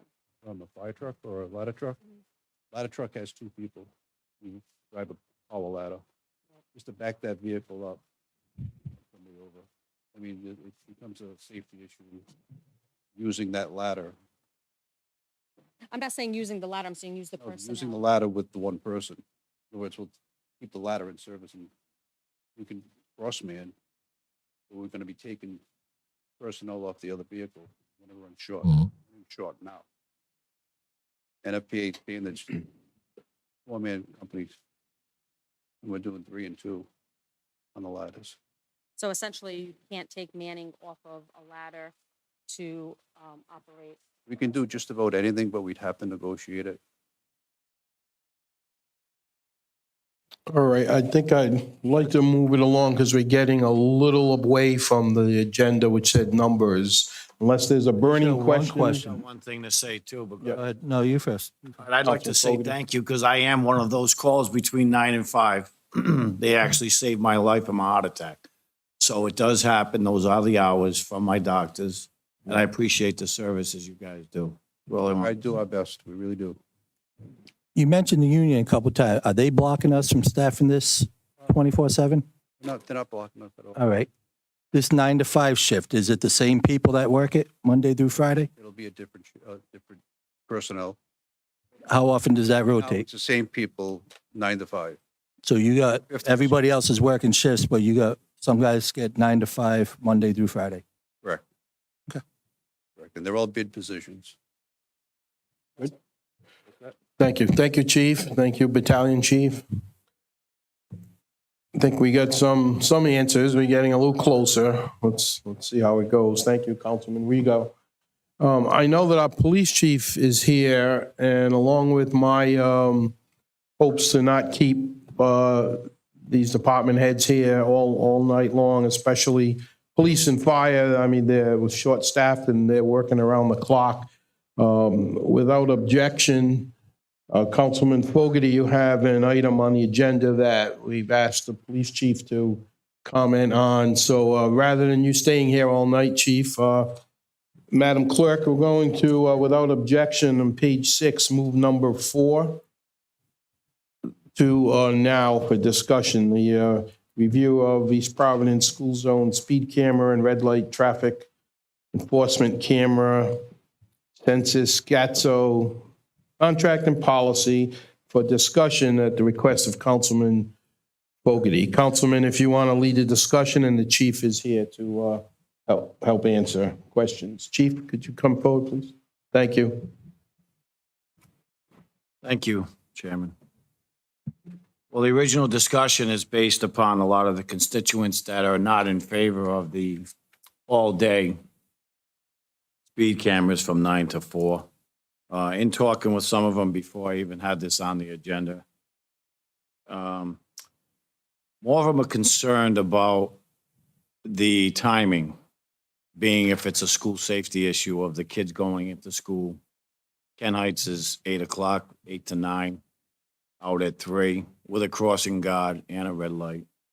I am a witness that there are a lot of speeders. I did get a ticket on Tuckett Avenue in Ken Heights, going a few miles over the allowed 10 mile an hour. I know we're in agreement for 5 years. It'd be costly. A mutual agreement, we could probably rid them, but that would take a lot of doings. We can mutually agree on that. The renewal terms are subject to renewal of the mutually agreed no less than 60 days, which is coming up. We still have 3 years left. The red light camera is not an issue for me, based upon my own personal experience of getting hit at a red light, so the cameras actually help. The concern also is that the signage is there. I believe Bayview is 25 miles an hour and the high school is 25 miles an hour, those cameras. And then Ken Heights is 20. I believe so, yes. I was wondering the reason of that. And then as soon as you leave Ken Heights past the school, it's right away the 30 mile an hour speed limit is there. And as soon as you leave it going north, the 30 mile an hour speed limit is there. Those, excuse me, a little stuffy. Those are set by the state, and prior to the implementation of the automated camera system, we did approach the state about trying to make those more similar or the same. And it's just a very long stretch of road with each has some different features. So that was, that was turned down by the state. They dictate the speed limits there. So in response to them dictating the speed limit changes, is there a reason why the elementary of Ken Heights is 5 different speed limit? I don't know. 5 miles an hour different. I know there's 20 and then 25 at Bayview. I don't know the specific reason for the way they set those speed limits, no. Is there a potential way we could get them to 30 without argument? We would have to present it to the State Traffic Commission with some good reasoning behind it, I would imagine. And then I am understanding that the auditing of the actual people that pay the fines and tickets is over 80% of outside residencies? That's Is that a correct. There was a correct audit? snapshot taken of the last 6 months of 2022. And it was 21% of the tickets issued were city residents. So yeah, 79, close to 80% were out of the city. And then the generated revenue to get a line item on those monies, I know that we did give the school department $3 million. Is there a line item budget as how that is being spent? That's out of my Right, purview, that's up sir. to them. So the only concerns for you would be if we could actually, if the council agreed, to move it up to 30 is not really a high speed of traffic. It would be my request at least, and/or if we could change the times to before and 7 to 9 and/or 2 to 4 would be adequate. And then in talking with the mayor and other people, and knowing that 80% is outside of our residents, I mean, it does help with our budgetary, but is that going to be longevity? Say that I did receive one, I haven't received 1 cent. So if I behave and I don't get one, suppose the next 50 people don't get one, is that revenue going to be always in our pocket? I think that's a great thing if no one gets one. Right. I mean, that's the So then intended we wouldn't- purpose. And my view of this is safety. Right. I don't know what the revenue is. I want to see no tickets issued. I'm obviously the city makes money on this, but when I drive through one of those speed zones, as I'm sure all of you notice people going slow. So it's having its intended effect. Obviously, there are quite a lot of people that still aren't doing that, but just the eyeball test, anecdotally, when you drive through, you see people slow down. Yes, and I agree with that. That's why I haven't got another one. Yeah. But at the same time, realistically, all four of my adult children went there. And I lived on Cushman, they walked the main road. And we had one incident over the years of a child getting hit, but we do have a crossing. I'm not against the city getting money. I'm against it being at the speed limit it is with confusion. The signage is great, but confusing. If we did change the hours, like I talked to the mayor, it would maybe confuse people more. And that is just trying to look for conversation is why we're here. The people when I ran to get elected are concerned of the fines, of the speed, and I just brought it up because I'm in favor of a time change to morning and school. If it is related to school, I'm in favor of the early morning when kids go to school and when they are released. Or I'm also concerned with if nobody gets a ticket, then we don't need them. Just to speak on the time, we did have that discussion prior to implementation of staggering the times for each school. But we felt that would be even more confusing to the public that, okay, this school is what time? 8 o'clock. This school is 7 o'clock. This school is 9 o'clock. By statute, the statute allows from 7 a.m. to 6 p.m. That's what Pawtucket does. We dialed it back to 4 o'clock because the thought was at that point, most after-school programs are out. So, we did dial it back more so than other communities. But we wanted to keep the consistency of the times across the board.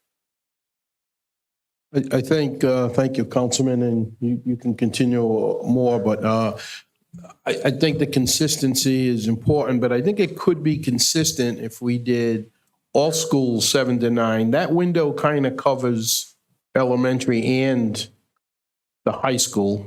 Martin is kind of off the main drag, if you will, although people speed down Brown Street, they speed on every street in the city. We all know that. I see it every day. People speed. I don't know why. But if we did 7 to 9 and say 2 to 4, that kind of covers all schools, and it might alleviate some of the concern that some people have. I agree, you can't do 3 different zones for different schools. Do you know, before the mayor comes in, do you know when we say almost 80%, do we know which towns and cities? Can we break it down? I'm thinking it's East Bay, so it's Barrington, Warren, Bristol cutting through to. We could hammer it down a little further. The way the company does that is by zip code. Zip code, yeah. We give them our 3 zip codes, and then they, kind of use that to come up with those numbers. So if we provide them with surrounding community zip codes, I'm sure they could hammer that out. And people need to realize that you can still go 10 miles above. That's correct. Without getting a ticket. That's correct. It's when you hit that 11th mile. So there's some leeway here. I'm upset at the people who are doing 40 and 50 that I see all the time, morning, noon, and night. Coming out of here, our last meeting, I was parked on Taunton Avenue, and somebody came off the highway, had to be doing 60. I literally just about got in my car. So it is a problem. I don't care what anyone says. You can deny it. Speeding is a problem. What we have now might have to be tweaked a little bit, though. I'm not so sure we need it anymore on Forbes Street. No one walks on Forbes Street to Riverside Middle School. They all come in from the rack. And there aren't that many houses there. Maybe that can be tweaked down the line. So I'm saying we need it, but there could be some tweaking, and we're never going to make everybody happy. Can I just Mr. Mayor, yes. Just wanted to interject. I know the chief mentioned it. We did try to go to the State Traffic Commission to get unified speeds across, but the engineers at the state, they're the ones that determine what the speed should be. And I think in certain areas it's 35, other areas it's 30 miles an hour. That's why you see the difference in school speeds. They lower it kind of by what the regular speed is on that street. So I will say this. I'm a big supporter of keeping it on the whole day while children are in school. Here's why. We get, and you get it too, complaints from residents on a regular basis about how people are speeding through their neighborhoods. I texted the chief two correspondences I received this weekend, and the chief's actually working on putting together some type of a proactive enforcement program that he's going to roll out. But what we see is during that time, you're forcing people to pay attention through that school zone for that entire day when, yes, mom and dad or grandma could be picking up their kid and coming out of the school, or a kid could elope from the school and walk across the street. A lot of things can happen. But the bottom line is you're getting people to focus on their driving habits, and you have it by law. You can do it from this time to this time. Now, we cut it back a couple of hours. That does force people to slow down. Additionally, it forces them to slow down in other neighborhoods to a degree, because when they see those flashing signs, the solar signs that we put up, they don't know if that's going to give them a ticket or not. So it kind of forces people to slow down when they understand, hey, you know, if you're going to speed through East Providence, you're going to get identified, you're going to get a ticket. I noticed today, now this is a non-school week, so they're off. Even though sometimes they flash, that's a technical thing, you know, you're not going to get a ticket. I was up and down Pawtucket Avenue, going to Rumford and back to around Bradley Hospital area 2 or 3 times today. People were all going slow. Yeah. And I looked over as if to say, no, you can, not to say you can speed, but you know, you're going slow. So it is working. And the bottom line I tell constituents, because I get people complaining to me about speeding all the time. I tell them this, listen, there's one person that can control whether or not you get a ticket, and that's you. You're behind the wheel. If it's asking you too much to be paying attention to your surroundings while you're operating a 2,000-pound vehicle, I don't understand. I can't be in the car seat with you. This forces residents to pay closer attention to when they're driving. That's why we have it the full day. Also, the uniformity, what the chief mentioned, you have different hours. I mean, what's the hours going to be outside the high school versus the hours outside of Kent versus outside of St. Margaret's? So yes, there are different things, but this program is getting people to slow down. By the way, we did budget $3 million in our budget. That's budgeted.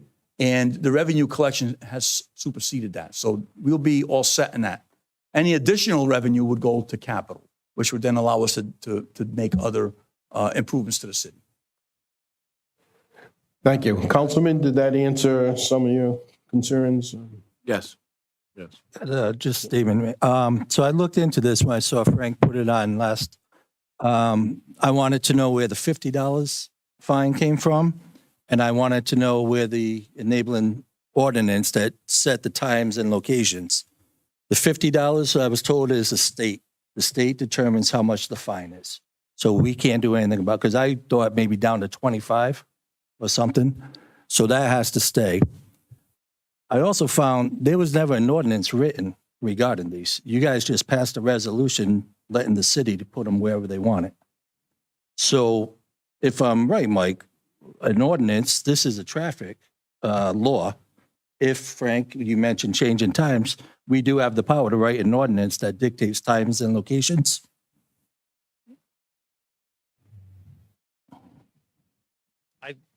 Probably. Okay. But we have to be careful because we entered into a contract with a certain number of cameras and where they're located already. So Okay. I think we would probably be in breach of the contract if we start changing that now. My memory was there was a complete study done by the city and the police department where the big traffic areas were, and they did. I know there was a attempt to figure out where the most speeding occurred and where there was most egregious. And based upon that study, that's where the cameras went. And it was a combination of working with the police department, the administration, and the council at the time to where the cameras were going to go. You're correct, though. There was never an ordinance passed. Mike, could you look into I know we probably can't eliminate but maybe the time change, so 7 to 9, 2 to 4, or something similar.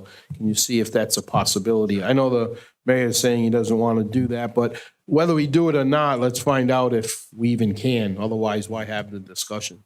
Location too, because Bayview, I go by there every day. There's a traffic control officer. There's a red light. And then in front of Riverside Middle School, which is a quarter mile off the road, I just don't see it. Yeah, I mean, Forbes Street was a problem. We all know. Right, but these were for schools. These were for schools, not for Forbes speeding. But I mean, we had Officer Andrews who lived on Forbes Street. I'd rather a cop give me a ticket than a piece of machinery.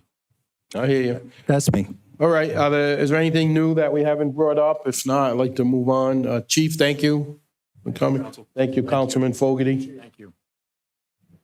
Madam Clerk, I believe we're back, page 5, proclamations and presentations, which we may not have any others. No, we've been through that. We're actually on council members, and it would be number 1 if you want to go in order, or did you want to move? No, let's stay in order for now. First one is the city clerk job description review, vacancy and appointment procedure, discussion and possible vote. Council President Rodrick and Councilman Lawson. Councilman Lawson and I put this on the last agenda. We didn't have a full council. We thought it best to wait till all of us were here. So we're not under any schedule here, but is there a feeling for what we want to do? First of all, if I could ask the solicitor, I don't know if you had a chance to check into, I had asked briefly, I don't think I sent you anything on it, but what does the charter say about the vacancy, if a vacancy, if anything? You did ask, as you know, I've been out of the office for the last couple of days, but you, and I'll give you a more formal opinion, but there is a vacancy. As long as someone is acting as a city clerk, you can fill. You need a position of someone to act as a city clerk, but there's nothing that requires you to actually fill a position as long as someone is acting in that position. I'll give you a more detailed answer. But. Okay. Well, technically, there's a vacancy every 4 years. Every council has the opportunity. Yeah, but we're talking during that. But but that's gone. What you people, that's gone. January 3rd, new council comes in place. That person, whoever he or she is, serves at the pleasure of the council. So that's where we are now. What happened yesterday is yesterday. Today is today. A vacancy is a vacancy. I think there's a vacancy January 3rd every year. Every time there's a new council, there's a vacancy. That person serves at the pleasure of that council. I think the question to the council vice president, the council president asked me whether or not the council is required to fill it. That was the question that he asked me. But I agree with you. The term ends with the council. Yeah. Councilman Lawson. So, yeah, I think we need to fill it. I don't think we can do status quo. I got the charter up, and it says the council shall appoint an officer with the title of city clerk. And it also says a preference in hiring shall be given to those residents of the city who apply for the position. So that kind of drove me to where we're at, where this has always been a political appointment position, city clerk. I thought it'd be good. Let's advertise the job, let people apply, and let's get the best person for the job. Now, this job, it's more than the council's admin. I mean, I'm looking at it. All land evidence records, responsible for keeping, maintaining public inspection, all records of the city, personal property mortgages, probate and municipal courts, all licenses listed that we approved. You know, that clerk's office is a vital department to this city. It generates over $1 million in revenue from the permit fees and everything. And we owe it to the awesome people that work in that office, including you, Leah, to find the right person to guide them that can work with the mayor and the mayor's staff as well, because it's more of a department head than an administration role for the city council. So I think that it's time. Let's go ahead and advertise it. My question is, how can we advertise? Where do we advertise? That's why if we could put 3 with this one. 3 is basically just asking how we can advertise the position. Well, we do know, because we've done this before. We did advertise, and we did get. So we're prepared, ready to go. The question before us is, and I would entertain a motion at some point here. I'm not going to rush discussion. We can keep talking. But we have the job description. We know how to advertise. We've done that before between the deputy clerk and the solicitor. They'll take care of all the legal avenues to advertise it. And then we, the five of us, would make the eventual decision. We'll sit down, conduct interviews, and or not. You know, we may want to go out again if we're not. Okay. So, I mean, at this point in time, the floor is open to a motion one way or another. If anybody wants to discuss, if not, I'll make a motion that we advertise the position. And we can discuss on once the motion is seconded anyway, so we can still discuss. So a motion by Councilman Lawson to advertise the position of city clerk. Is there a second? I'll second the motion. Motion is seconded by Councilman Rigo. Any additional discussion on the motion? I think that the description, we have to have a salary. And do you recall what you budgeted for? Well, what we've budgeted up to a certain amount, but it's at our discretion. We can go lower, but we can't go higher than. I believe 70,000 is in the budget. I'm a firm believer you get what you pay for. So I'm fine with 70, unless people want to go lower. You know. But we don't have to determine that tonight. Well, if it's already part of the ad, It's already in the budget. So. right? But we need a range for the ad so people can apply. Yeah, we can add the range of, the ad, I think 6. Are you guys fine with 60 to 70? So if I make. Yes. So I think that there's additional conversation, and unless the council wants to entertain this full conversation today, I think this is something that needs to be worked out in terms of what that ad is going to be, what that process is going to be, who's going to sit on. So there's a lot that goes into this as a person who does a hiring in my profession. So I think it's not just as simple as just today's vote, right? I think it's going to. Oh yeah, no, it will be a process. Vote today is just to advertise. Right. Well, to allow. We did last time and it worked well. Right. What I'm saying is I think we need to discuss and have a plan in place prior to advertising, because it's not just simply advertise. Who's writing the description for it? Are we, the council, collectively writing it? Are we giving it to HR to determine what that's going to look like? That's what I'm saying about steps. What is the timeline in which we're going to say this is when we are going to advertise, right? So we're going to give ourselves 3 weeks, 4 weeks, 2 weeks. How long are we going to have the application process open for applicants to apply? What is the then post-application process going to be? How long are we going to give consideration to the applicants? I think the last time we had this position posted, there were probably 20 plus. Yeah. Right? Yeah, it was like probably 40. There were so many. Right? Some people have extensive resumes and others have one pagers. So it does have a process. I'm just saying, my thought is, one, we have to come up with a plan or a subcommittee who's going to be vetted to do that. And then implementing this quite quickly with deadlines that we stick to that are shorter than longer. So that way, if this is the desire of the council, that it isn't extended for, a 4-month vetting process, which isn't fair to anybody, because again, the clock is ticking for the next, before you know it, it's a re-election in 10 years. So. Well, that's why I say we had a very successful process last time. We decided to not go forward because we backed right up to the election, and we thought we would wait for the new council. So we unanimously voted to wait. But as far as the job description, and I had the major input in writing it, the last council, and everyone approved it. I've sent it to this council, and you've had it now for quite a while, since basically the election, and I have not received any problems with it or major changes.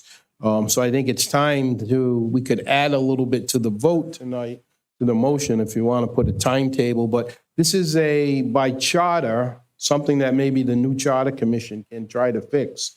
But by charter, this is the city council appointment.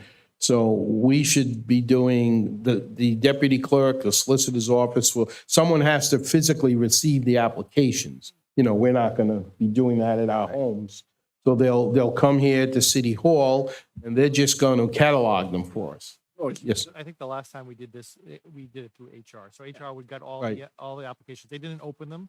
I believe they all just came in unopened, and then at some Right. point, I think Council President Brito at the time opened them all, and then there was a decision not to go forward. But I think we had like 40 applications. But the job description has been circulated. Council President Rodriguez did circulate it. I did give you some comments. I added Yes. things about the open meetings law, familiarity with that to add to. I don't know if you saw that. It was a Yes. while ago. So if you guys approve, if you guys believe that that is the job description you want, we could just do a simple ad based upon that.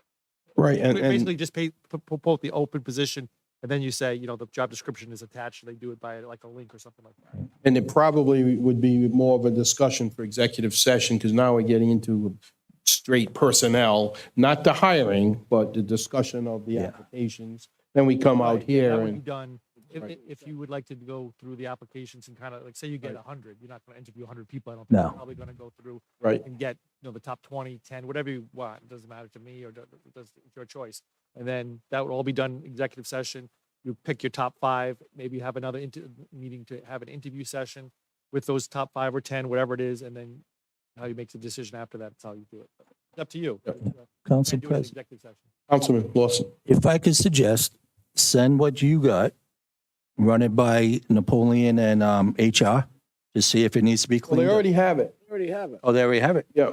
I'm just Everyone saying has for the it. language and stuff, making sure that we're saying the right Yeah, thing. the solicitor has checked all the language. All that too. Okay. So if, I don't think I ever got a approval back though, but that's.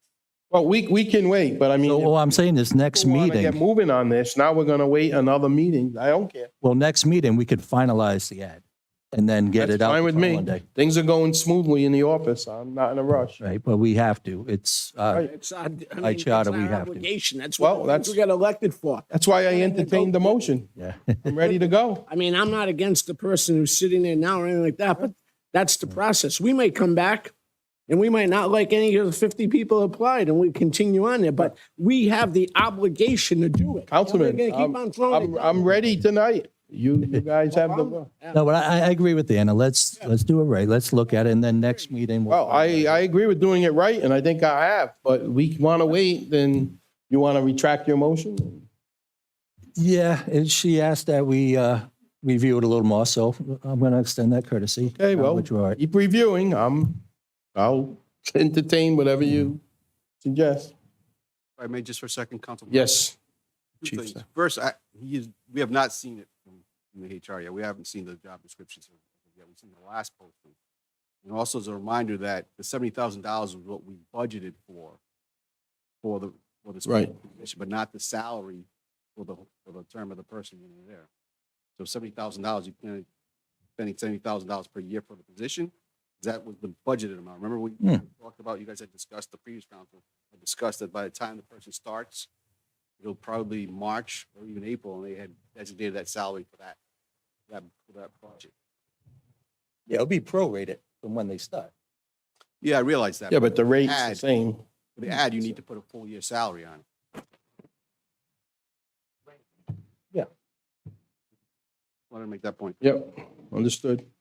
Just to that note, was that inclusive of health benefits?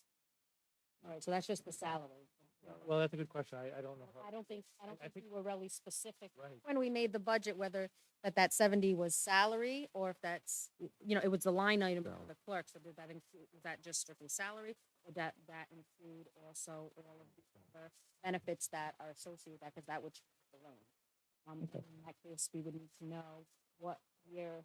Yeah, the 70 was straight salary. Okay. Yeah, right, just to clarify. yeah, Okay. 70 was straight salary, then the regular benefits and, So could that be provided to us also? I'd be interested in seeing what the cost is for the benefit package that was offered if the person takes it. if there are differences between single, family, which then would affect our budget Right. coming up for the following year and this year. I mean, you made a good point. There's other things that be considered vacation time, Yep. personal time. Benefits that are associated with the position. So if you could provide that before our next meeting, while we look at information in the next 2 weeks of how we're putting together. Sit on other department heads. Well, we had a clerk, we had all that done, we had benefits, we had, so that should all be, that's not changing. Right, where I'm talking, when we first were on, we hired a clerk. There was a salary, benefits, you know, it was like a department head, right? It is a department I head. haven't seen that. Well, I'm not Right. so sure that we specified the vacation time when we did that. I'm not sure. No, because it was answerable to the council. Right. I'm just saying, so I think that's a good valid point. So we need to, the council needs to decide as a body, whoever the person is, maybe you decide this after the fact, but how much vacation time they're going to get.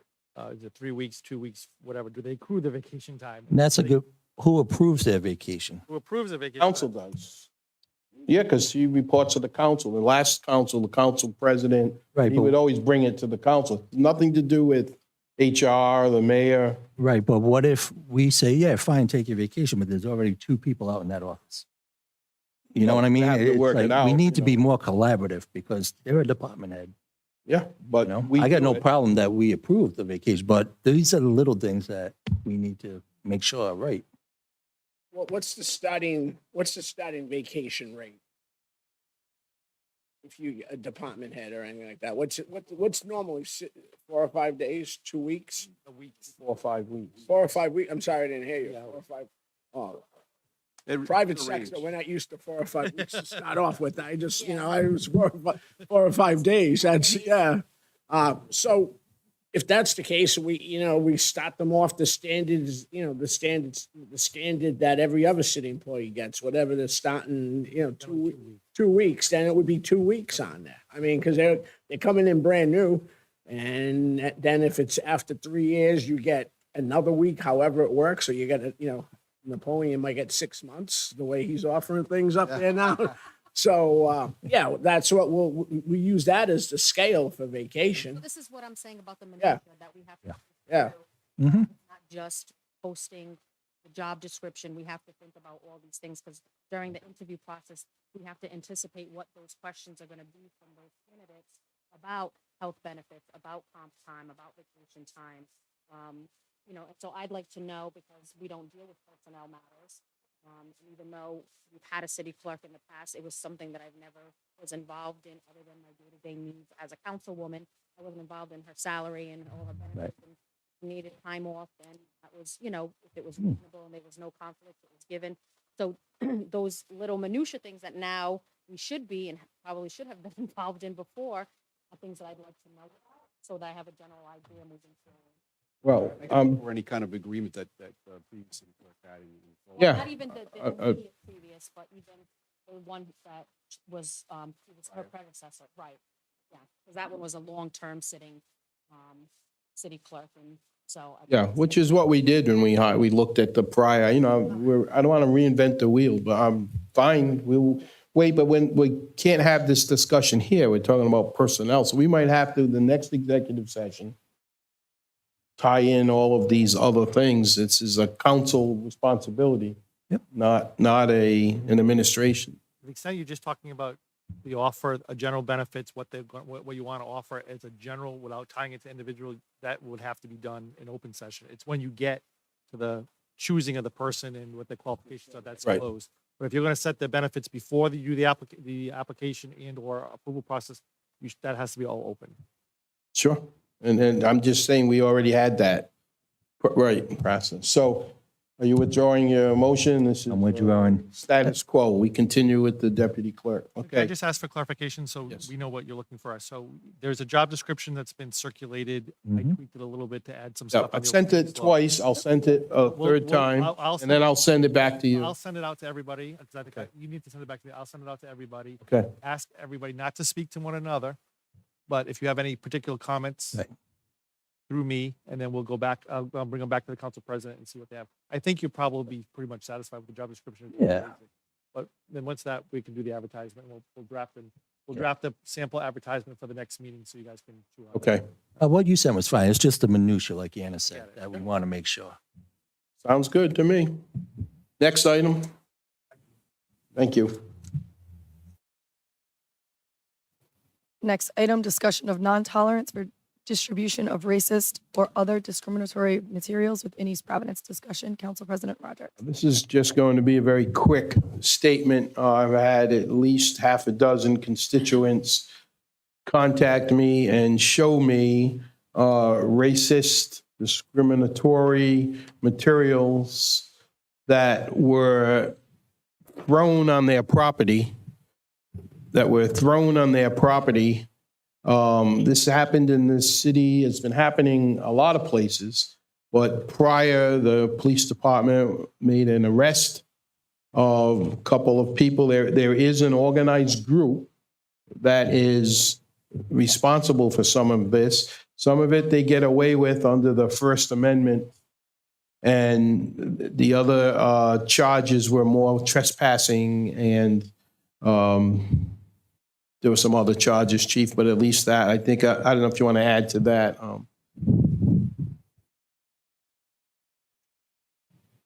The first incident, which was about a year ago, we were called and we actually located the people in the act of doing it. They were affixing them to telephone poles in the neighborhood around Gordon School. I give my officers a lot of credit because they utilized a city ordinance that isn't utilized very often, affixing bills or advertisements to telephone poles, which is against city ordinance. They use that to be able to demand ID from the suspects. So we were able to cite them, and the one that still would not produce ID, we were able to arrest for obstruction because we had an underlying charge. The latest incident, we were not able to identify the culprits. They were in vehicles and they threw them from a moving vehicle. They were weighted. They had sand with the flyers inside, and it was in a plastic bag. And they were throwing it from the vehicles. In that case, what we did was, after speaking with the mayor, we actually did our best. We sent it to our BCI unit to try to get some fingerprints off of it. Why do we do that? And granted, the charges aren't great. You know, it would be maybe littering, but obviously we're not going to tolerate this. We're going to do everything we can to identify these people and you know, see what type. You know, we don't want this element driving around our neighborhoods. So we will absolutely do everything we possibly can to identify these people. Use every tool we have possible to charge them with the appropriate charges when we can. Yep. Thank you, Chief. And I had been in touch with the chief, and he's happened to be in neighborhoods where a lot of the residents were people of color. So I'm sure this was a targeted attempt. So I know our police department is not going to stand for this. This is one council member who will not stand for this, and I just wanted to get that out publicly. Thank you. Next, please. We grouped 3 with Yes. 1. We're going to move to number 5. Review of Wampanoag Trail / Pawtucket Avenue intersection for safety concerns, former Wampanoag Diner site. Discussion, Councilman Fogarty. Thank you. Councilman Fogarty, you have the floor. You have some good ideas here, and I know Councilman Lawson has chimed in also, but proceed. Well, this came up from the actually prior Councilman Cahoon and his concerns of that vacant property. And it's just looking for something of ideas to be done with it in conversation. I know it's privately owned.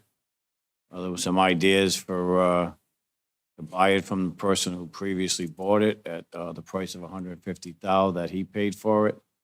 Possibly doing something of a venture with an adult daycare or a development maybe, or interest in actually closing off that right-hand turn where the yield is and maybe making that a T with room for fire trucks and larger vehicles. There's been a concern, maybe a park, welcome to Kent Heights, some ideas for, you know, adventure. I'm interested in mostly of what the council would think about that, what the Ward 3 residents would think of that. the whole city would think of that. I know Councilman Lawson's concerned about the area, Councilman Rodrick's, it's in our neighborhood. So any ideas would be greatly appreciated, and going forward with the city requiring it and or developing it. And that's where I'm at. No, thank you for that, and I like the idea of maybe closing that road and expanding the green area there. We have some welcome signs in Rumford and Riverside, and it'd be nice maybe the Kent Heights area to have some nice signage. There already is a little bit of a sign. Yeah, it's in the Rotary, right, but we could do more. And I know Director Borges, we've talked to him about it, and unless you have anything substantive to add, I know it involves DOT, and this isn't something that would happen overnight. Right. But Dan, if you can add something. Is it a dog park option? No. I think the only thing I'd add is eliminating that right-hand turn lane would be problematic from a turning radius standpoint for large trucks. But that is something that, we can certainly speak to DOT on. That would be, extensive. It would be an extensive amount of construction required to eliminate that and provide that same radius, within the existing 2 travel lanes that meet at the T intersection. That we would have to look at that and determine if, the appropriate turning radius would be able to be accommodated, further down.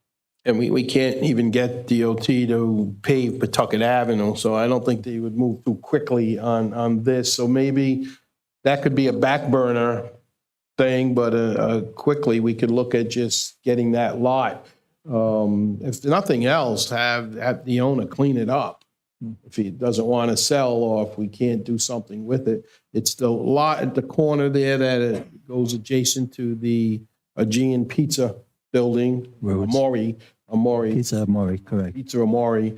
And it's just been unkempt and chain link fence around it and weeds growing. And so it's a nice idea, Councilman, if we could get it. I don't want to see another building there. It is big enough for that legally, I guess, but once the Wampanoag Diner was raised, and evidently the owner can't sell it, nothing's moving there, so food for thought. Thank you. Mike, what would the process be to identify the owner and reach out just to see what their thoughts are of the property, if they got plans for it and such? Is that... Could I interrupt you? Actually, Solicitor Conley has done that.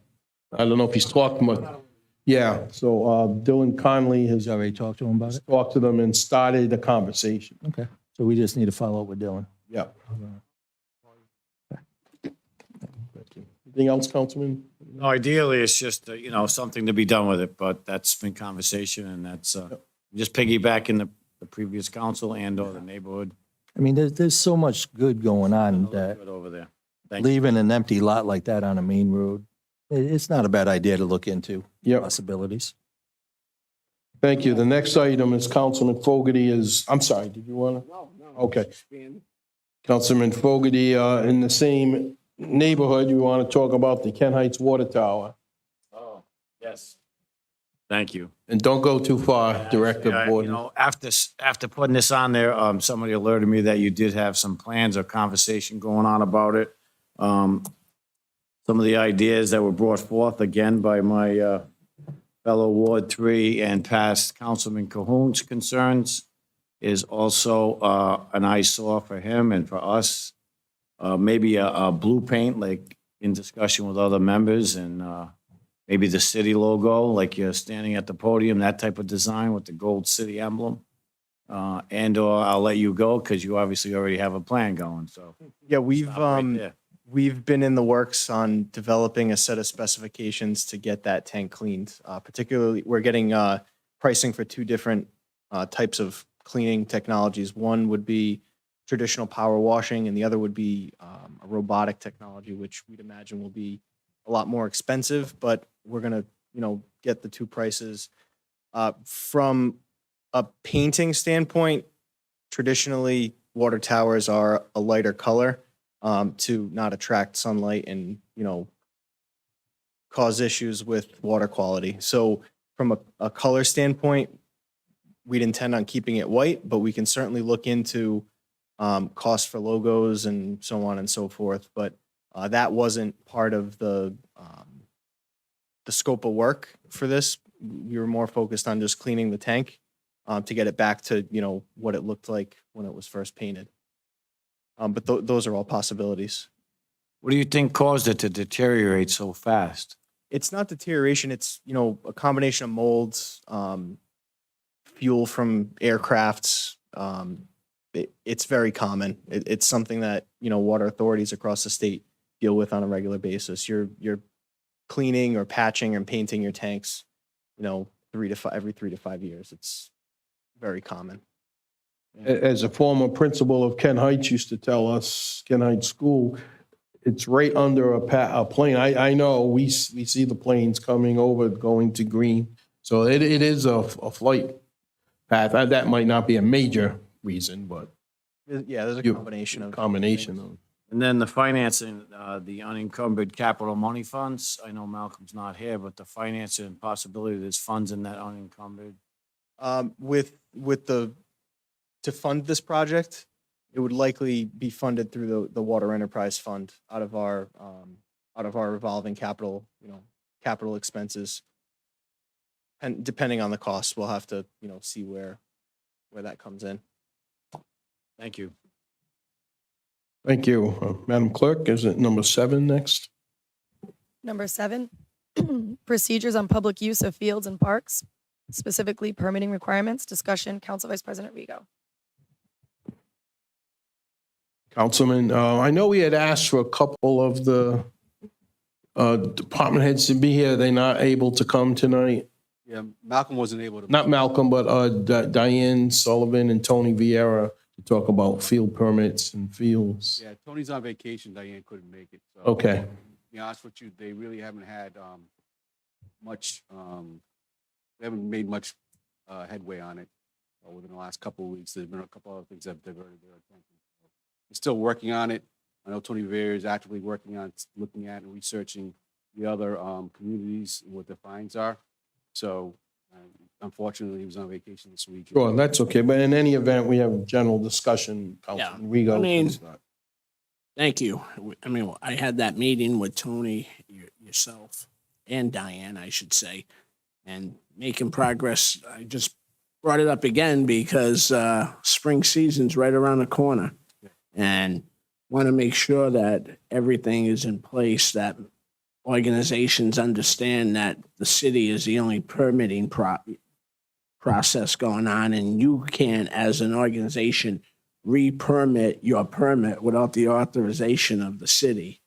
And they're nice 1 strike, 2 strikes policy is good, but I think we need to put a little meat in it as a city, because when you put a dollar figure, just like we don't speed anymore in front of St. Margaret's because we got a couple of tickets. If we put down $200, $300, $400 if you abuse your permit, I think that will stop people from abusing their permits. So I think the faster we can get it, I understand there's a lot going on and everything, but time is before long, it's going to be March, and people will be out asking for permits for fields. So the sooner we can get it done, the sooner we're all in better shape on that matter. Can I just ask a question? Yes. I'm assuming that the permitting process is the same for any field throughout the city, or any space that's rented through the Parks and Rec. Is that correct? Yes, for the most part. Is that policy, how long has that policy been placed for that permitting? If so, if it's been over a decade or 2, how frequently would they look at it to change it or to revisit it, given the changes in athletics involvement in the community, the different parks and expanding areas in the city? That's an excellent question. We had conversation with Councilman Rego, and what we were talking about was bringing all the stakeholders in for a meeting and explain to them the new changes in policy, and also to be sending out a guide to the people that normally use it. But that's one of the things we had discussed about. I think it's been 5 or 6 years since there's been insubstantial changes. I think they said when the Budget Commission came in that they had them address some of the issues. And again, this has nothing to do with the local leagues. Obviously, we want every local league to be involved, but there was some, and it's happened, there was some bad practices going on where people would, you let other organizations outside of the city use the permit, and obviously we're responsible for liabilities if somebody gets hurt and everything, and we're just trying to nip that all in the bud. Well, they're, when they take out a permit, and correct me if I'm wrong, they're responsible for their own insurance on the field, correct? Correct, but I think what Councilman Rigo's talking about is the re-permitting. Yeah, it's the re-permitting. So if, or subletting, so Organization A takes out the permit, we're giving it out to Organization A who's in the city. But then somebody in that organization would sublet that permit. And like, here's my handicap plaque, I'll use it for your. park. Exactly. And then, and if somebody gets hurt, I mean, we're in a legal, somebody gets hurt on our fields, you know, mother, grandma, you know, falls down and gets hurt, they're still gonna go after the city. So we can do that. And also, Well, that was what my question was. Yeah. If it's rented during a time where an organization has it and that organization has to have insurance, it should really They go do. through that. Yeah. That, because we are the holder on that too, aren't we? Like, they have to put the city as on that insurance because they're on our property. Right. I don't know if that's part of the policy. I don't remember. I don't remember. I know I've taken out a few, and I did the additional insured doesn't generally come up. But I think it's important to keep in mind here that we're 99% of the groups in the city do it the right way. do it the right way. We're talking, no, you're not, but we're talking about a couple of abuses we became aware of. So we already have we have good policy. We might want to tighten it up a little, but it basically says, you can't use the field without a permit. And what happened was there were a couple of tournaments that happened that our recreation department and parks people didn't know about. So on Monday morning or Sundays, the city was getting complaints saying the trash barrels are overflowing, there's trash all over the place, the field wasn't lined. And when we talked to the directors in Parks Department and Recreation, they said, what tournament? We don't know anything about that. We would have been there, and they actually have people on the weekends. So this is a tightening up and a reminder to all youth groups and adult groups that you can't use the field without a proper permit. And it's an annual reapplication. Yes.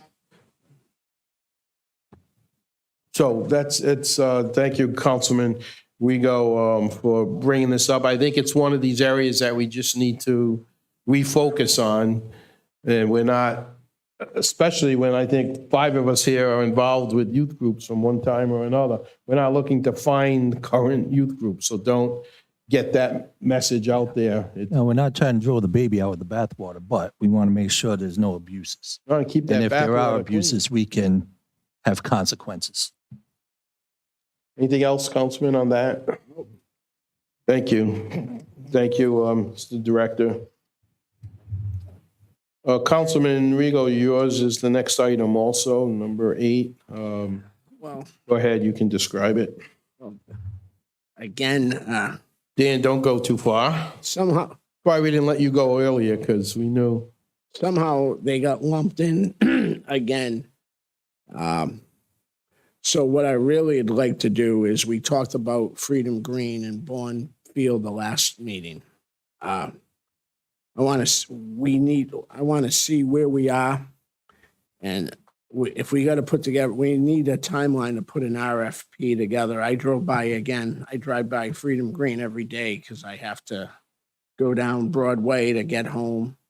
And it doesn't need a lot, but I mean, power washing the benches, stain them, make it look good. I know we got the contract about Agawam responsible for cutting the grass, but if you look at it, maintenance, this would fall into us. And I'm not asking for millions or hundreds of $1,000s, but I think we owe it to to what that's about Freedom Green to get that up to, up to snuff. And the last meeting I talked about putting, a metal roof on the gazebo. So it's the first and last time we got to do it. So I'd like a process there. I am going to continue to bang on Bourne Park too, as obviously it's in my ward, but also a necessity for more special needs equipment from kids that are on a spectrum, from autism all the way up to, God forbid, people deal with children that are in wheelchair. We don't have that accessibility. We need to put more of those in the city. I would love to have a place down in Warwick, wish come true, impossible dream. Thank you, Councilman Lawson. But we need to start looking. And again, it comes to a quality of life situation. So those are my two my RFPs. Well, and also the third RFP that I lumped in and asked for in addition was Glenline Field. There's already poles there for the foul balls on the left side of the third base side. We need new netting there. And the poles are there. Netting hasn't been there in eons. So I know the high school has gone out and got all the netting and everything. We need to get a bid on, there's $150,000 in the budget for Glenline lights. And realistically, that's not enough money for a big diamond field. So if we can take $3,000 out of that 150 and allocate it for nets to help Rumford Little League save money and put the nets up, take the net. Obviously, it would be, twice a year, get a bucket truck to put it up, take it down. Because I don't want to be here a future council. I like to conserve money, and that's the way to do it. But we don't have to do the pole. If you've been up there, the poles are already there. So all this is requiring is that we get netting. So, those are my three. And the Kimberly Rock Complex, I know it's the feds are doing the work up there. But if you can give, where they are, because I got people calling me all the time now because it's come to a standstill, and it isn't like there's a standstill and there's, a foot of snow out there. So there hasn't been any work. And the thing that's happening now, I woke up one morning on my cell phone, and a couple of neighbors on Ferris Avenue were showing me the only thing that was missing was the sleigh. There were 8 deers running down the street. So it's becoming an issue as far as the wildlife have been removed from their natural habitat. And I'm getting more and more calls too about coyotes roaming the streets. So I just, again, if you can give me an update, or us an update, I should say, on where the feds are with that remediation. I'm gonna have to get back to you on that. I'm not sure of the status of that project right now. Mayor knows better than I do. Councilman, on that remediation that the federal government is working on, I actually took a drive down there last week. They are currently and actively working on it. It's a process of collecting they cut down the trees first, now they're collecting the soil, and they're transporting the soil off site. So that is actively going. The plan eventually is, once they're complete, they're gonna replant this whole area and, potentially make it into some type of a walking path type park with, fully vegetated, full of trees. But that's going to take a while. A lot of those trees were like 60, 70 years old. Unfortunately, if it was up to me, I would have said no, but they had to do what they had to do to remediate that. I drive there on a Saturday, and obviously nothing going on, but neighbors are saying there hasn't been a lot of work. Like the area that abuts Pavilion Avenue and Bonnie Street. That's where I'm getting calls and people walking the bike. So it's quite possible. A lot of work. So It's I went by there the other day and they were out there working, but it's quite possible that one area might have been taken care of, and then it's just a matter of them having to replant the whole area. So they're going to do it in stages. They're taking care of the area, then they'll come back and replant everything. As far as Glen Lyon goes, we were discussing that just the other day regarding what we're going to do with that money for the lights, $150,000. It's going to be closer to $500,000. I mean, for a diamond, I know that's not even close. I was talking to some people in the baseball world, and they were like, listen, that's not even going to get used. You got the high school now, you got everything else. So the council members can try to deobligate that money and put it towards some other uses if you so choose. That's something we can discuss later on. But like I said, I don't know if we want to spend $500,000 on a project that's not going to get used much. I'm just asking for $3,000 for nets. to Oh, we support that. balls. Yeah, so, yeah, thank We you. can repurpose Yeah. in the next meeting. I can probably find you $3,000 to get you some. That's what I'm saying. I know of the 100, I laughed at the 150,000, that for a big diamond, that's gonna get you that's gonna get you 2 poles. Yeah, we got rough estimates and they were in the upper 400s. Yeah. So Absolutely. I'll stand there with a flashlight for $20. Yeah. Okay. Dan, how often do we assess public playgrounds? That's a great question. So as I mentioned the last time, I mean, I'm working on going to each park and really identifying the assets we have at each of the parks. It's something that's going to take me some time to at least put together. But we don't really have a formal report per se of, all of our assets, but that is something I'm hoping to be able to develop to then, ultimately create some sort of replacement plan so that we're not doing it all at once. We do maybe a park a year, a park every 2 years, however it might be. But I haven't gotten that far, into doing that. But if I get back, I guess we can start with, Freedom Green. We'll talk about that. So after the last meeting, I did spend some time there with the park superintendent and the public building superintendent. Come the fall, we do intend on repairing portions of the gazebo that are rusted. We'll sand a lot of that down, get that repainted, put a fresh coat of paint on it. A lot of the benches, like you said, have algae growing on them. They'll be power washed. We'll clean them up, put a coat of protective coat of polyurethane or some sort of wood protectant. I think, like you said, it's a lot of cosmetic items that can easily be addressed with city staff. We're also going to work on trying to clean up a lot of the planting beds that have, some of them have been neglected. So we're going to start edging those out, and we'll make sure to, put some fresh mulch in and just do items that really need to be cleaned up. But a lot of that can be addressed without going to RFP. We can do that in-house with our staff.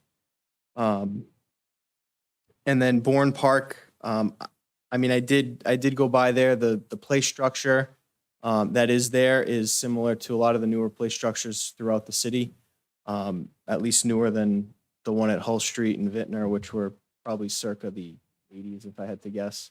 But regarding an RFP for that, we'd need a scope of work. We need to kind of develop a plan. We need engineering plans.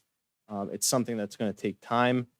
And quite frankly, we need to develop a plan as to what we would do there. Yeah, my biggest thing, the RFP, the RFP is for special needs. We're neglecting that portion of our citizens in this city. I think, like I mentioned at the last meeting, we're putting in close to $500,000 at Kent Park, which will have ADA accessible equipment. So that, that is a step in the right direction. And, hopefully we can start implementing this throughout the city, at a lot more parks. Yeah, we need it because, we definitely need it in all parts of the parks because parents of special needs kids, it's great Kent Heights, but if you're living in the center city or you're living in Riverside or Rumford and you have that window of, with your child, you 1 and 2, the less transportation and the less disruptive of that kid, and you want them to enjoy it, the better off we are. Sure, understood. We can certainly look at options and, as I mentioned, look at grant funding and other avenues at this time because we don't have. And some of the Bourne stuff has been there since 1997.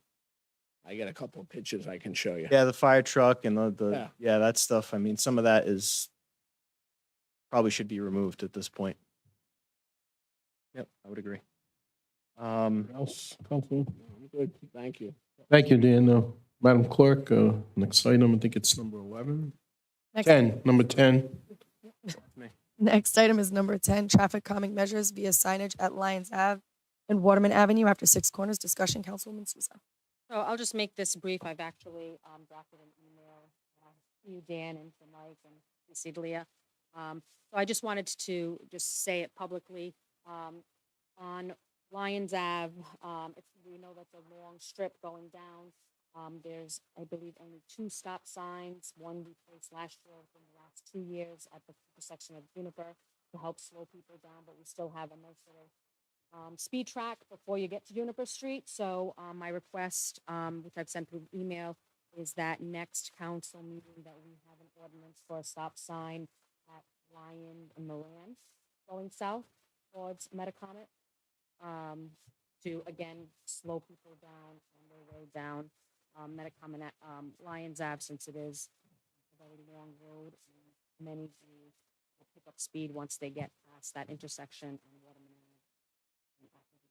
So that's one request. And then the second, there's been concern on the corner of Waterman Ave and Hall Street, Hall Street, with regards to horse drivers. There's been an uptick in that area at the end of that street with some residents moving in that have small children, and so they've been taking the bus, and it has been an ongoing issue with the bus being able to get children on and off because of the way traffic is, or because of the way drivers are negligent and dismissive of our children and getting on the school bus in the morning because everybody's rushing to work. So that street doesn't have any signage that indicates children are in the area, and it's been a long period where there haven't been children in the area, but that's since changed over the course of the last couple of years. So if we could get signage that indicates, slow children at play or something along those lines, aware. And then I will reach out to the bus company to see if they have any concerns. Yeah, we can put those signs up. Appreciate that. Thank you. Thank you, Councilwoman. Next. Oh, I'm sorry. Well, not that you have to get up, but I know on Waterman Ave, we also have, so after Six Corners area, we have, wonderful business in the area. So I've been visiting that establishment, All Seasons Cafe, and they have a nice picture window. So you get to see the traffic that speeds up and down Waterman Avenue.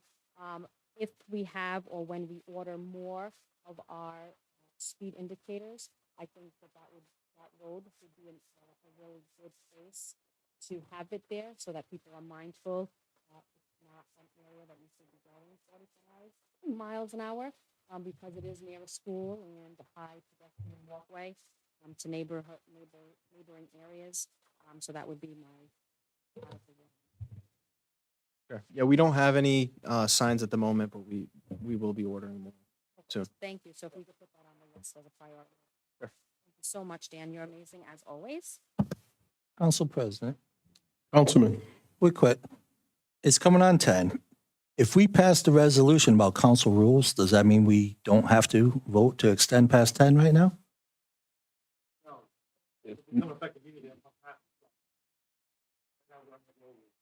Okay. It's 10 o'clock. Let's extend an hour. Let's give it an hour. All in favor? Aye. Not saying we have to stay the full hour, but we won't have to vote every 10 minutes. Thank you, Councilman. Next item would be new business, mayor communications, items for announcement and discussion, the update on monthly capital and general expenses and finances. Director Moore is not available today. Okay, next. B, we have already covered. C is the update and presentation on current capital projects. Director of DPW, Daniel Borges, Senior Planner, Dominic Leonardo. Council President, can I make one statement? Malcolm was going to do the second meeting of the month. Are we just going to hold this off till the second meeting of March to get the updates? Or we're not going to ask him to come back next meeting if he's going to be coming back the following? Where are you getting that he will come the second meeting? They told us. So, Like the first meeting, he said the second meeting of the month he'll present everything. which would be tonight. Right, but he's not here. So what I'm saying is instead of extending it till next meeting, are we just going to Wait Sure. till the second meeting in March? That's fine with me. I'm fine with that. That's as the well. schedule anyway, right? Right. Second meeting, so, Okay. yeah, we'll keep it, And I think he said the audit would be ready then too in okay. March. So it might be better wait another week. Okay. Thank you, Councilman. Mr. Lennart, proceed. Thank you. Council President, are you able to pull up the presentation?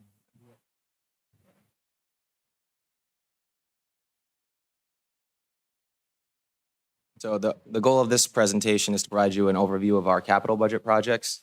If you could go to the next slide, please. So really, this presentation encompasses 177 projects. It's capital projects in addition to the capital projects that are annually adopted, as well as a couple of ARPA projects and Rhode Island Infrastructure Bank projects and some of our projects that are grant funded. These projects total about $58 million of investments. Out of these 177 projects, 66 are complete. 66 are active and 111 are complete. It's important to remember that when a capital budget item is authorized by the council each year, what that really does is oftentimes is just authorize the funding, after which city staff can then proceed with doing the planning that goes into these projects, going into the surveying, the design, the permitting, submitting to state agencies, all before we could go out to RFP and complete the project. So these projects cover about the past 5 years, and some of the projects take a couple years to actually implement. Some of them are as small as purchasing a vehicle, and some of them are as large as redesigning a city park or building a public building. We can go to the next slide. I have it categorized by each city department. So the total invested in the carousel over the past 5 years is over $1 million. 6 projects are currently active. If you could go to the next slide. These, so the green show the complete in the status column, and then active shows what the projects we're still working on. Number 6, I know, is of high importance, the concession building. Currently working on getting an architect to do that full design so we can complete the build out, which will have the electrical and plumbing within that building design. And then if you can go to the next slide, the rest are completed projects, the stabilization phase 1, which is why it's currently operational. And we can go to the next department, please. The central garage, so 7 projects. This is the new tire balancing machine. It's over at Commercial Way. You can, next slide. So the only project left here is to purchase the AC machine, which is going to be done this spring. And the rest are different pieces of equipment at Commercial Way. Engineering, a little over $7 million invested on 13 projects. I think it's safe to say almost every one of these projects flows through engineering at one point or another in the design phase. So if you can go to the next one, I can talk about the 6 active projects. The Rose Larissa seawall, this is ARPA funded. The Booth Avenue construction, that project is to improve the water quality that flows on Beach Road into the upper Narragansett Bay. That is through a Rhode Island Infrastructure Bank. I think that one is actually a loan, but it has an element of principal forgiveness. That's currently under review by CRMC. So we have to follow, us in the city, the same permitting process as everyone else. We have to submit to CRMC, to DEM, to DOT, and they have to review our plans before we can move forward with construction of these projects. The Booth Avenue slope study, that's the stability permitting, it's the same thing that is going on. I believe we received some funding from Rhode Island Infrastructure Bank for that one as well. So that's a both capital and Rhode Island Infrastructure Bank. Multipurpose athletic field, that's underway behind Riverside Middle School, and then some drainage improvements. The Stable Point water quality project, the engineer working on that project is still working on the design to improve that stormwater management and water quality at Sabin Point. So that's still in the design phase with our engineer. And then these are some of the completed engineering projects. You can see the completed parking lot behind RMS, Forbes Street landfill closure, and then some other drainage and culvert replacement projects. Finance, you can tap through this one. These are 2 completed projects. They're smaller, just more accounting and software, but these were funded through our capital budget project. Capital project budget. The fire department, you can go to the next slide. So almost $5 million invested. A lot of the fire department projects are their vehicles. So these are lease payments for the vehicles, and the other completed projects include some updates to some of the fire stations, but it's mostly to do with their engines, trucks, rescues. Move through. Again, just more completed payments. Oftentimes, these projects are budgeted each year for a lease payment per year. So, the Highway Department, about 2.6 million. That's a photo of at the Townie Pride Park over at Jones Pond. That was recently a good photo there. We can go to the next one. So there's 7 active projects out of 19 projects, and these are all projects in addition to their normal daily operations. These are capital projects. These are large-scale projects in excess of daily operations. So the Savin Point boat ramp, that's still underway. I think Beta Engineering is working on that design. Sidewalks, a portion of that has been completed around Hennessy School. There's still a little bit more to do over there, kind of near the crosswalks we painted, as well as Pawtucket Avenue. That's still being worked on. Skate park at Grassy Plains, that we have that design done. It's just going to be finally built out this spring. And then the traffic calming measures, I know it's been talked about at length tonight with different issues throughout the city. And oftentimes we're able to pull from these capital budget line items to address those traffic calming issues. Salt brine system, that's still under repair for that vehicle. And then you can see the 2023 allocation of traffic calming as well. And then the rest, you can tap through the completed highway projects. A lot of those are vehicle and equipment purchases that we've made. So can I just pause for a second and? Yeah. So on the line items that are still active, that was what was initially dedicated to that project. Do we know where we are in? Yeah.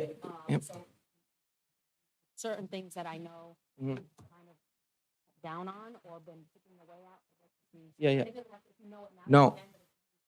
So in the doc, I can show you. It's the capital. There's the budget and the numbers that start with a 6 of the capital budget, and I'll show you the remaining balance. For this presentation, I just wanted to show what was originally allocated. But to your point, a lot of these, if it's still active, that budgeted dollar is way down to the point where it's whatever it's been expended on it over the past few years. All right, IT, all 3 of these projects have been completed. You can tap through the city Wi-Fi, desktop computers, so this is all set. The library, so there's 5 active projects, about $500,000. The 2 active projects, one is the carpet at Riverside Branch. The library department received a grant for that project, and then exterior painting over at the Weaver Library. That's currently active. That was just recently adopted. The rest are complete. The sprinkler systems and fire alarms at the Weaver Library have been completed. For parks, about $2.7 million have been invested with 32 projects. 14 are currently active. Go to the next slide. We talked about Glenline Field, so there was originally that $150,000 allocation and then additional for lighting attractor. The Kettle Point ramp, ADA, we're making that ADA accessible from the bike path over to the pier at Kettle Point. So that's what that allocation is for. That's currently under design. The Kent Height Park improvements, we did receive a grant from DEM, so that's moving forward. I know the test pits were recently completed, so that data is being collected and given to Rhode Island DEM just to make sure that there was a certain depth between the surface level at Kent Heights and the former trash down there. So once that is completed with DEM, then we can move forward with our landscape architect to go out for RFP and get that moving forward. Glenline Park improvements. See the skate park at Central Ave. We've made some improvements to the ramps that needed some repair, but that's still active and ongoing as we continue to maintain that park. And then the tree planting, the Parks Department planted almost 200 trees last year, so that comes out of this capital budget line item as well. The Grassy Plains Trail grant, that trail has been designed and will actually be implemented this spring. We can complete that project. Riverside Rec Field improvement. The court's been repaved over at the rec, as well as that parking over on Somerset Avenue. And that design has been finalized as well. And then the minor differences. The tree planting on Bullocks Point Ave. We have a couple. Excuse me 1 second. The rec, last year there was kind of a batting cage or something that was started behind the third base dugout. Is that going to be finished for this year? What are we doing with that? Can we get the design? You mentioned there's a design. As far as some fencing and like the backstop that's going to be replaced, the basketball court, the parking, I believe that's what totals out to that 475 number. Okay. Yeah, so the 475 was presented before the count at the previous council, with the previous council. There were some, a variety of improvements, particularly the addition of that parking lot on Somerset Ave, the basketball court resurfacing, a variety of fence improvements, as well as we're trying to figure the best way to eliminate the off-road vehicle issues that we're experiencing at that park. So that was all included as part of that improvement cost. We're actually working on putting together a few RFPs for fencing installation and court painting. Let's see what else, and field lighting for that park. So we'll ideally be doing most of this work this year. Well, my, specifically, do you recall the area I'm talking about? It's right behind the dugout. I don't care, I mean, if it isn't gonna be done, but it can't be left as mud. Agreed. You know, you can't even get into the dugout with the way it was. Yep, the Parks Department did start that the end of last season or mid-season, and we do intend on continuing that in the spring to try to finalize that. Okay. Yep. Thanks, Stan. And then the last one on this for the parks is the Willett Pond improvements. That plan has also been sent to DEM. Certain drainage calculations that need to be assessed for that, the pervious parking lot to improve the water quality at Willett Pond. You've already seen a lot of the improvements there with the walkway, the tree planting. And then I think there's also a gazebo plan for that area. We secured a grant from the Rhode Island Infrastructure Bank for Willett Pond as well. That was one of our municipal resilience grants we received from Rhode Island Infrastructure Bank. So that was partially grant funded. And then the rest of the parks items, a lot of that is equipment and vehicles that are completed, if you can tap through those. Oh yeah, the beachcomber, the mayor said that I'm able to utilize it on each Friday in the summer. I can go to Crescent Park and Savin Point Park, so it's Pick me one up. of the responsibilities of the planning department. Good perk. Yeah, yep. That and then the harbor mess. No, yeah. Pierce Field, so almost $700,000 invested on 11 projects. The 5 active projects, I know Council President Rodrick is active in this. The Pierce Field batting cages, some other repairs, and the concession stand over at the N. Glover concession stand over near the Little League fields. So these are all ongoing. I believe we were just talking about it this morning that some of the work is done on the stone wall that's on 5th Street on the football field that's currently being repaired as well right now. I think they were out there working on that, and then gazebo and fountain at Townie Pride Park. So you've seen a lot of those improvements. The sidewalk was also recently, I don't know, is that completed? I know most of the sidewalk was done on 5th, but it might not be 100% done. But that's provides more walkability to Jones Pond and Townie Pride Park there. But a lot of the interior work has been done. It's half done. It's half done. All right, so we can move through these at Pierce Field. It's only a couple more departments. The police department, a little over $1 million invested. You can go through the 4 active projects are mostly at the police station itself. So it's the boiler replacement, the roof replacement, and then some HVAC and water heater repairs over at the Animal Control Center over on Commercial Way. And the police substation, which I believe Beta is also designing too. It's under design. So that's it for police. Public Works, this is about $35 million. There's 13 projects, 12 of them are active. These are some of our larger city projects, including the road improvements, the beach road drainage, the water tank cleaning, which also came up tonight, and then a lot of the Rhode Island Infrastructure Bank projects, such as the cleaning and lining of the water mains. So that's really a lot on Dan's plate here. And Can I ask Old Point? Yeah, We're going to pave that parking lot, I hope, right? correct. All right. Yep. That's it? We're gonna improve that whole space. Oh, yeah. Yeah. That thing, that dip, Mhm. drives me nuts. Yeah. All right, I think that's it for Public Works. Oh, the Silver Street Pump Station. This is also grant funded from the Rhode Island Infrastructure Bank. It's a municipal resilience grant to help make that area more resilient with coastal erosion and for flood prevention for that area in Riverside. And then we're also to improve drainage during drainage citywide is for the CCTV inspection in our drain pipes. Number 11, Warren Ave and Potter Street parking lot. We received a municipal infrastructure grant from the Rhode Island Infrastructure Bank. And that's to create a parking lot in Wachamoka Square to support the businesses on that street. It's really our arts and entertainment district. And we now secured that funding so we can make that parking lot. As well as number 12, we can utilize our community development block grant funding to improve the off-street parking there for the EBCAT building in Riverside, which is on that Pawtucket Avenue area.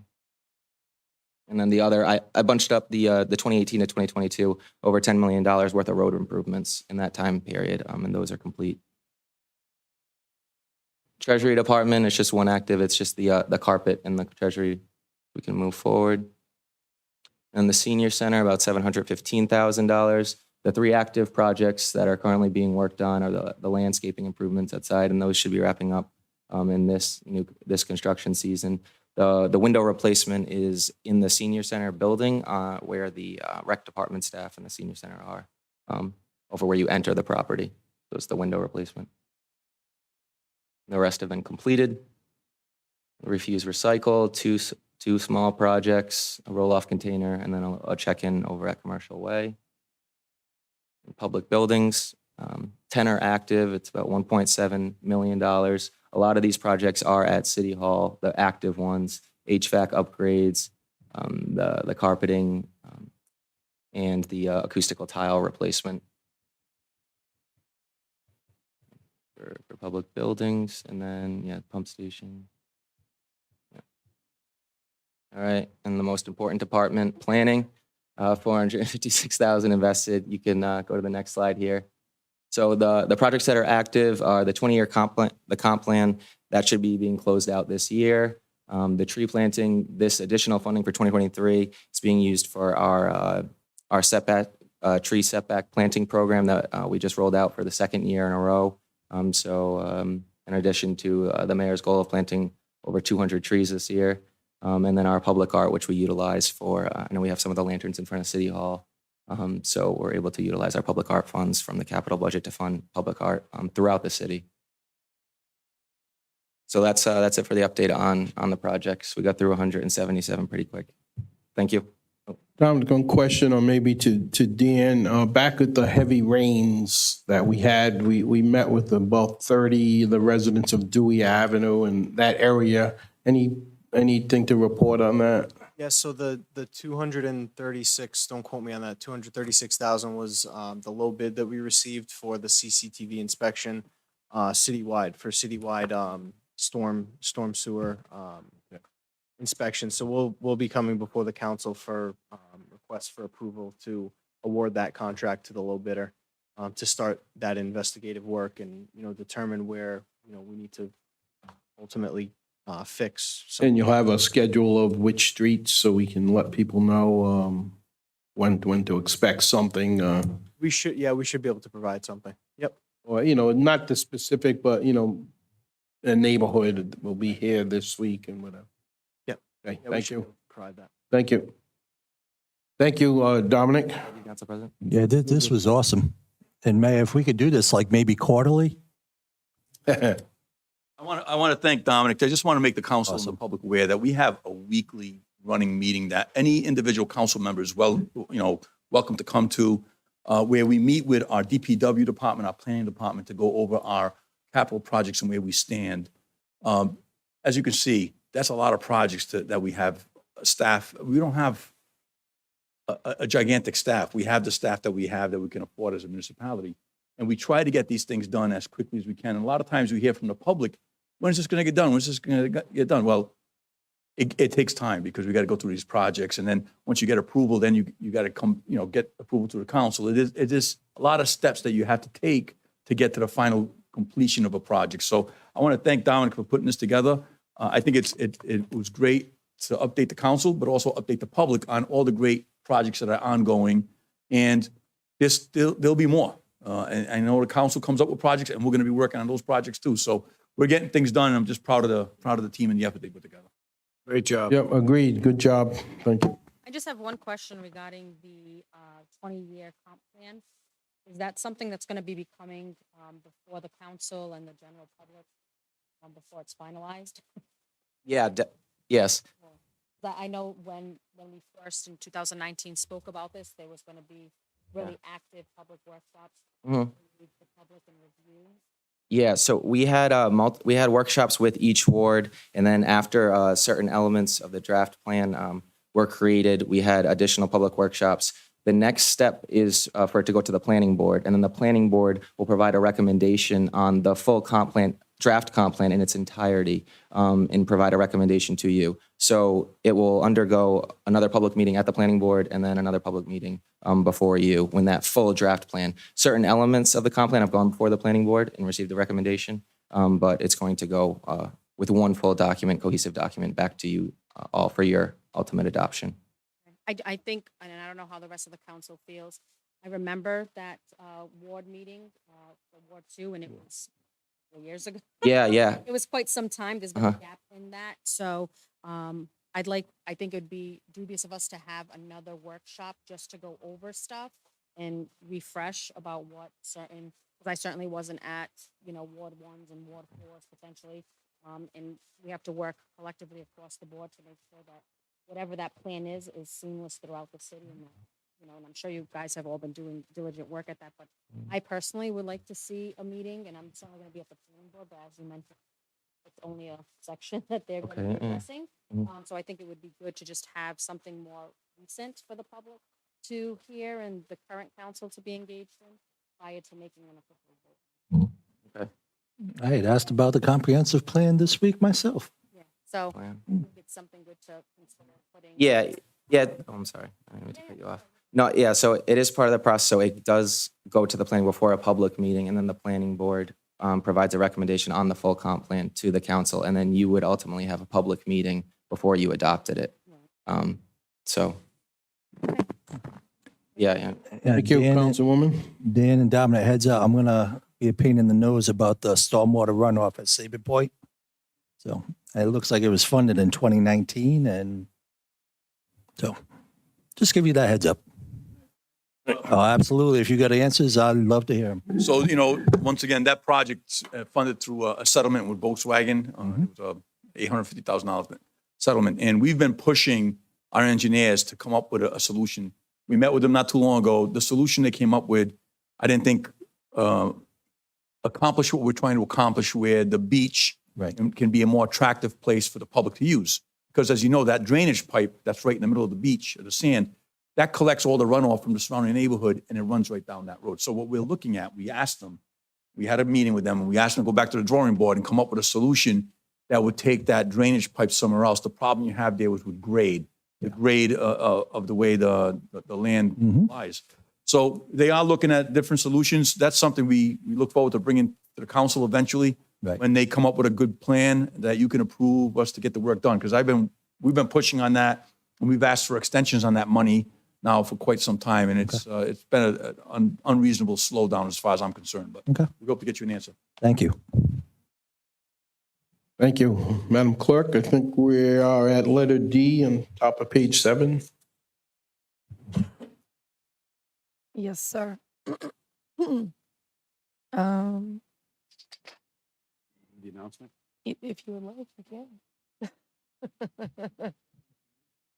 East Providence Housing and Equity Zone Housing Advisory Group is hosting a Zoom to discuss affordable housing efforts in East Providence on March 9th, 2023 at 5 p.m. And the next announcement is the City Clerk's Office and Animal Control will hold a licensing and rabies clinic on Sunday, March 12th, 2023 from 9 a.m. to 12 p.m. at Fuller Learning Center. Should be done with. Napoleon, did I see looking to hire an animal control officer? We are. Okay. Spread the word. Thank you. Question, that Zoom link, is that going to be available on the city website or a different website that people could be looking? I would look to the city site. We'll have it up. So right on the homepage or could be there on the city website? Yeah, on the calendar. Okay.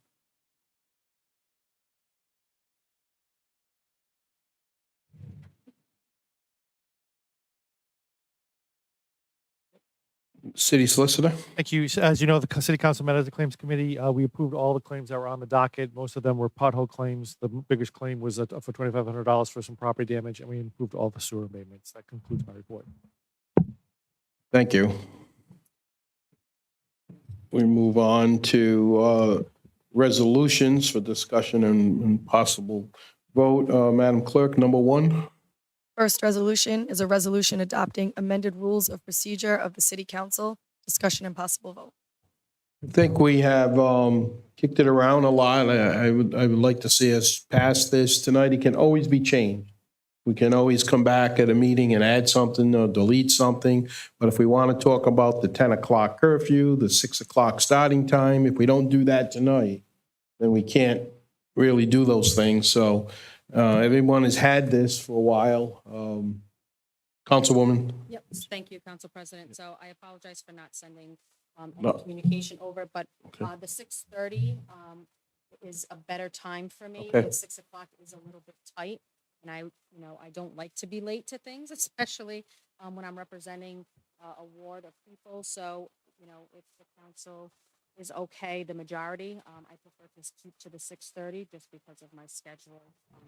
That's fine with me. In fact, I mentioned to you, if you recall, a couple meetings ago, that you might be the person that it affects the most. So I'm okay with staying. We can change that, strike that and make it 6:30. Make an amendment to the motion, okay? Other than that, the only other part that I again would like to address is my council email for my communications with constituents. On this resolution, it just states the city issued .gov, and which I'm fine with that being assigned to me, but I've been communicating with stakeholders and residents under that Gmail, and I plan to keep it that way because I'm not going to reinvent the Yep. wheel. And certainly anybody who wants to send it to that account, the administration or whatever, that's fine. Even though everybody's been using my current Gmail, and that's where I'm going to still be. Sure. Excuse me. Sure. No, I think that's fine. I think I added in that, as far as city department heads or, they would use the government Correct.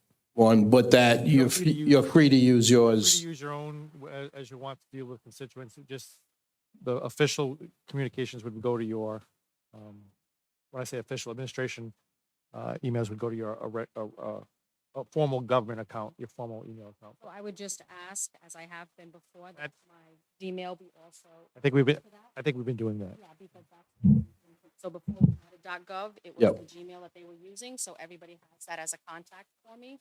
So I just would expect that it not be deleted and just be using this, because again, I don't have great access to that one at all Right. times. No, they can attach it. I think what the IT director said, and I don't know if she was quoting a law, but they couldn't forward it. Right. But other than that, We're going to continue. yep. Okay. So with that, is there a motion on the council rules with the amendment? I'm sorry, Yeah, you I have can something make- else? I can make the motion. Okay, and add the Just- amendment to the time and the, So just to be Email. clear, I think I mentioned that to the city clerk and to IT on the website. It also indicates that it's my Gmail, because that's where constituents are referred to and go to see who their council person is. So I just want to make sure that that's clear also. So I make a motion to amend the time to 6:30 as it currently is, and that my Gmail would also be used in communication correspondence with myself regarding matters of the city, regarding constituents and other industry stakeholders. there is a second to that amendment? A second. Councilman Lawson, seconds. All in favor? Aye. Any opposed? Nay. No. Passes unanimously. Now, would you make a motion for the? Sure. Make a motion to approve the rules and procedures of the city council as amended. Is there a second to that? Item J, do we require Mike to wear a parliamentarian badge? And, yes. I'm getting punch drunk here, so I second it. Well, you need to put less things on the agenda, then we won't be, I'm not pointing at the food. That's a second, Councilman Lawson, all in favor? Aye. Aye, any opposed? None, okay, that passes unanimously, thank you. And remember, if you continue to see something, we can always tweak that and change it. Madam Clerk, next item. Next item, resolution in support of H 5206, which would prohibit commercial vehicles from traveling on Route 114A between Pawtucket Avenue and the Massachusetts state line. The sponsor is Council Vice President Rego. Councilman Rego, please. Thank you, Councilman Rodrick. H 5206 was introduced by Representative Catherine Kazarian. It basically is an act that would, I have it all right here, that, that would prohibit the flow of traffic from Pawtucket Avenue to the Massachusetts state border. It's talking about the limit would be 26,000 pounds.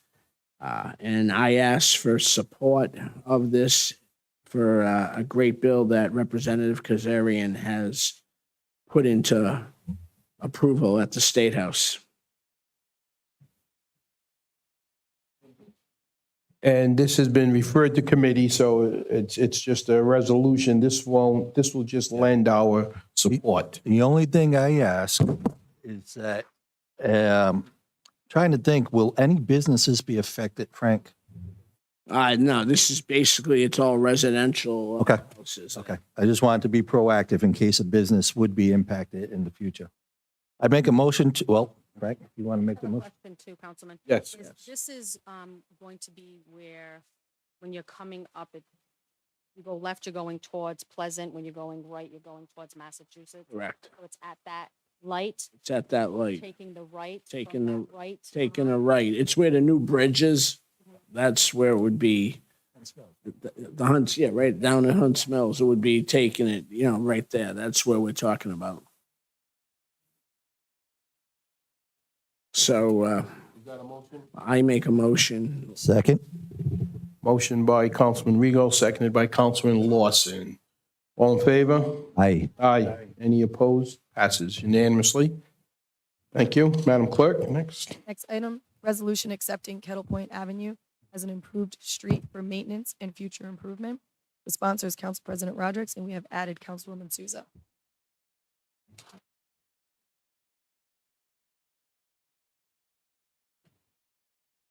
So Councilwoman Souza and I officially, did you want to add anything about it? This is basically a requirement once a development finishes a street and our city engineers inspect it and it's acceptable, then the city now accepts the responsibility of it as a real city street. Kettle Point will have to do sidewalks and lawn cutting and all, but we have to maintain the street. And that's kind of a requirement. Is that correct, Solicitor? It was part of the Agreement. It was part of the agreement when the Kettle Point was adopted. This since the 4 years I've been here, this is the first time we've actually accepted a new city street. So this process was new, but it is a new city street, so it will be officially become a public way now. And it says and it's only that area. that one area, one road. It says, for further clarification, upon acceptance, the DPW will maintain the roadway, including plowing, pothole repairs, water, sewer, drainage, utilities, including catch basin, et cetera. The homeowners association will maintain all parking lots, stormwater, BMPs, and be responsible for snow removal and grass mowing on sidewalks. So that is basically the meat of the resolution. Is there a question on that, or Councilwoman, do you? Yes. Has been inspected and it's suitable to the city. There are no questions. I move to approve the resolution. Second? Motion made by Councilwoman Souza, seconded by Councilman Lawson. All in favor? Aye. Aye. Any opposed? Passes unanimously. Thank you. Go on to number Well, that's Motion to adjourn. So move. Motion to adjourn. flames. Is there a motion to adjourn? Motion to adjourn. Second. Motion made by Councilman Rego, seconded by Councilman Lawson. All in favor? Aye. Opposed? Meeting is adjourned. Thank you.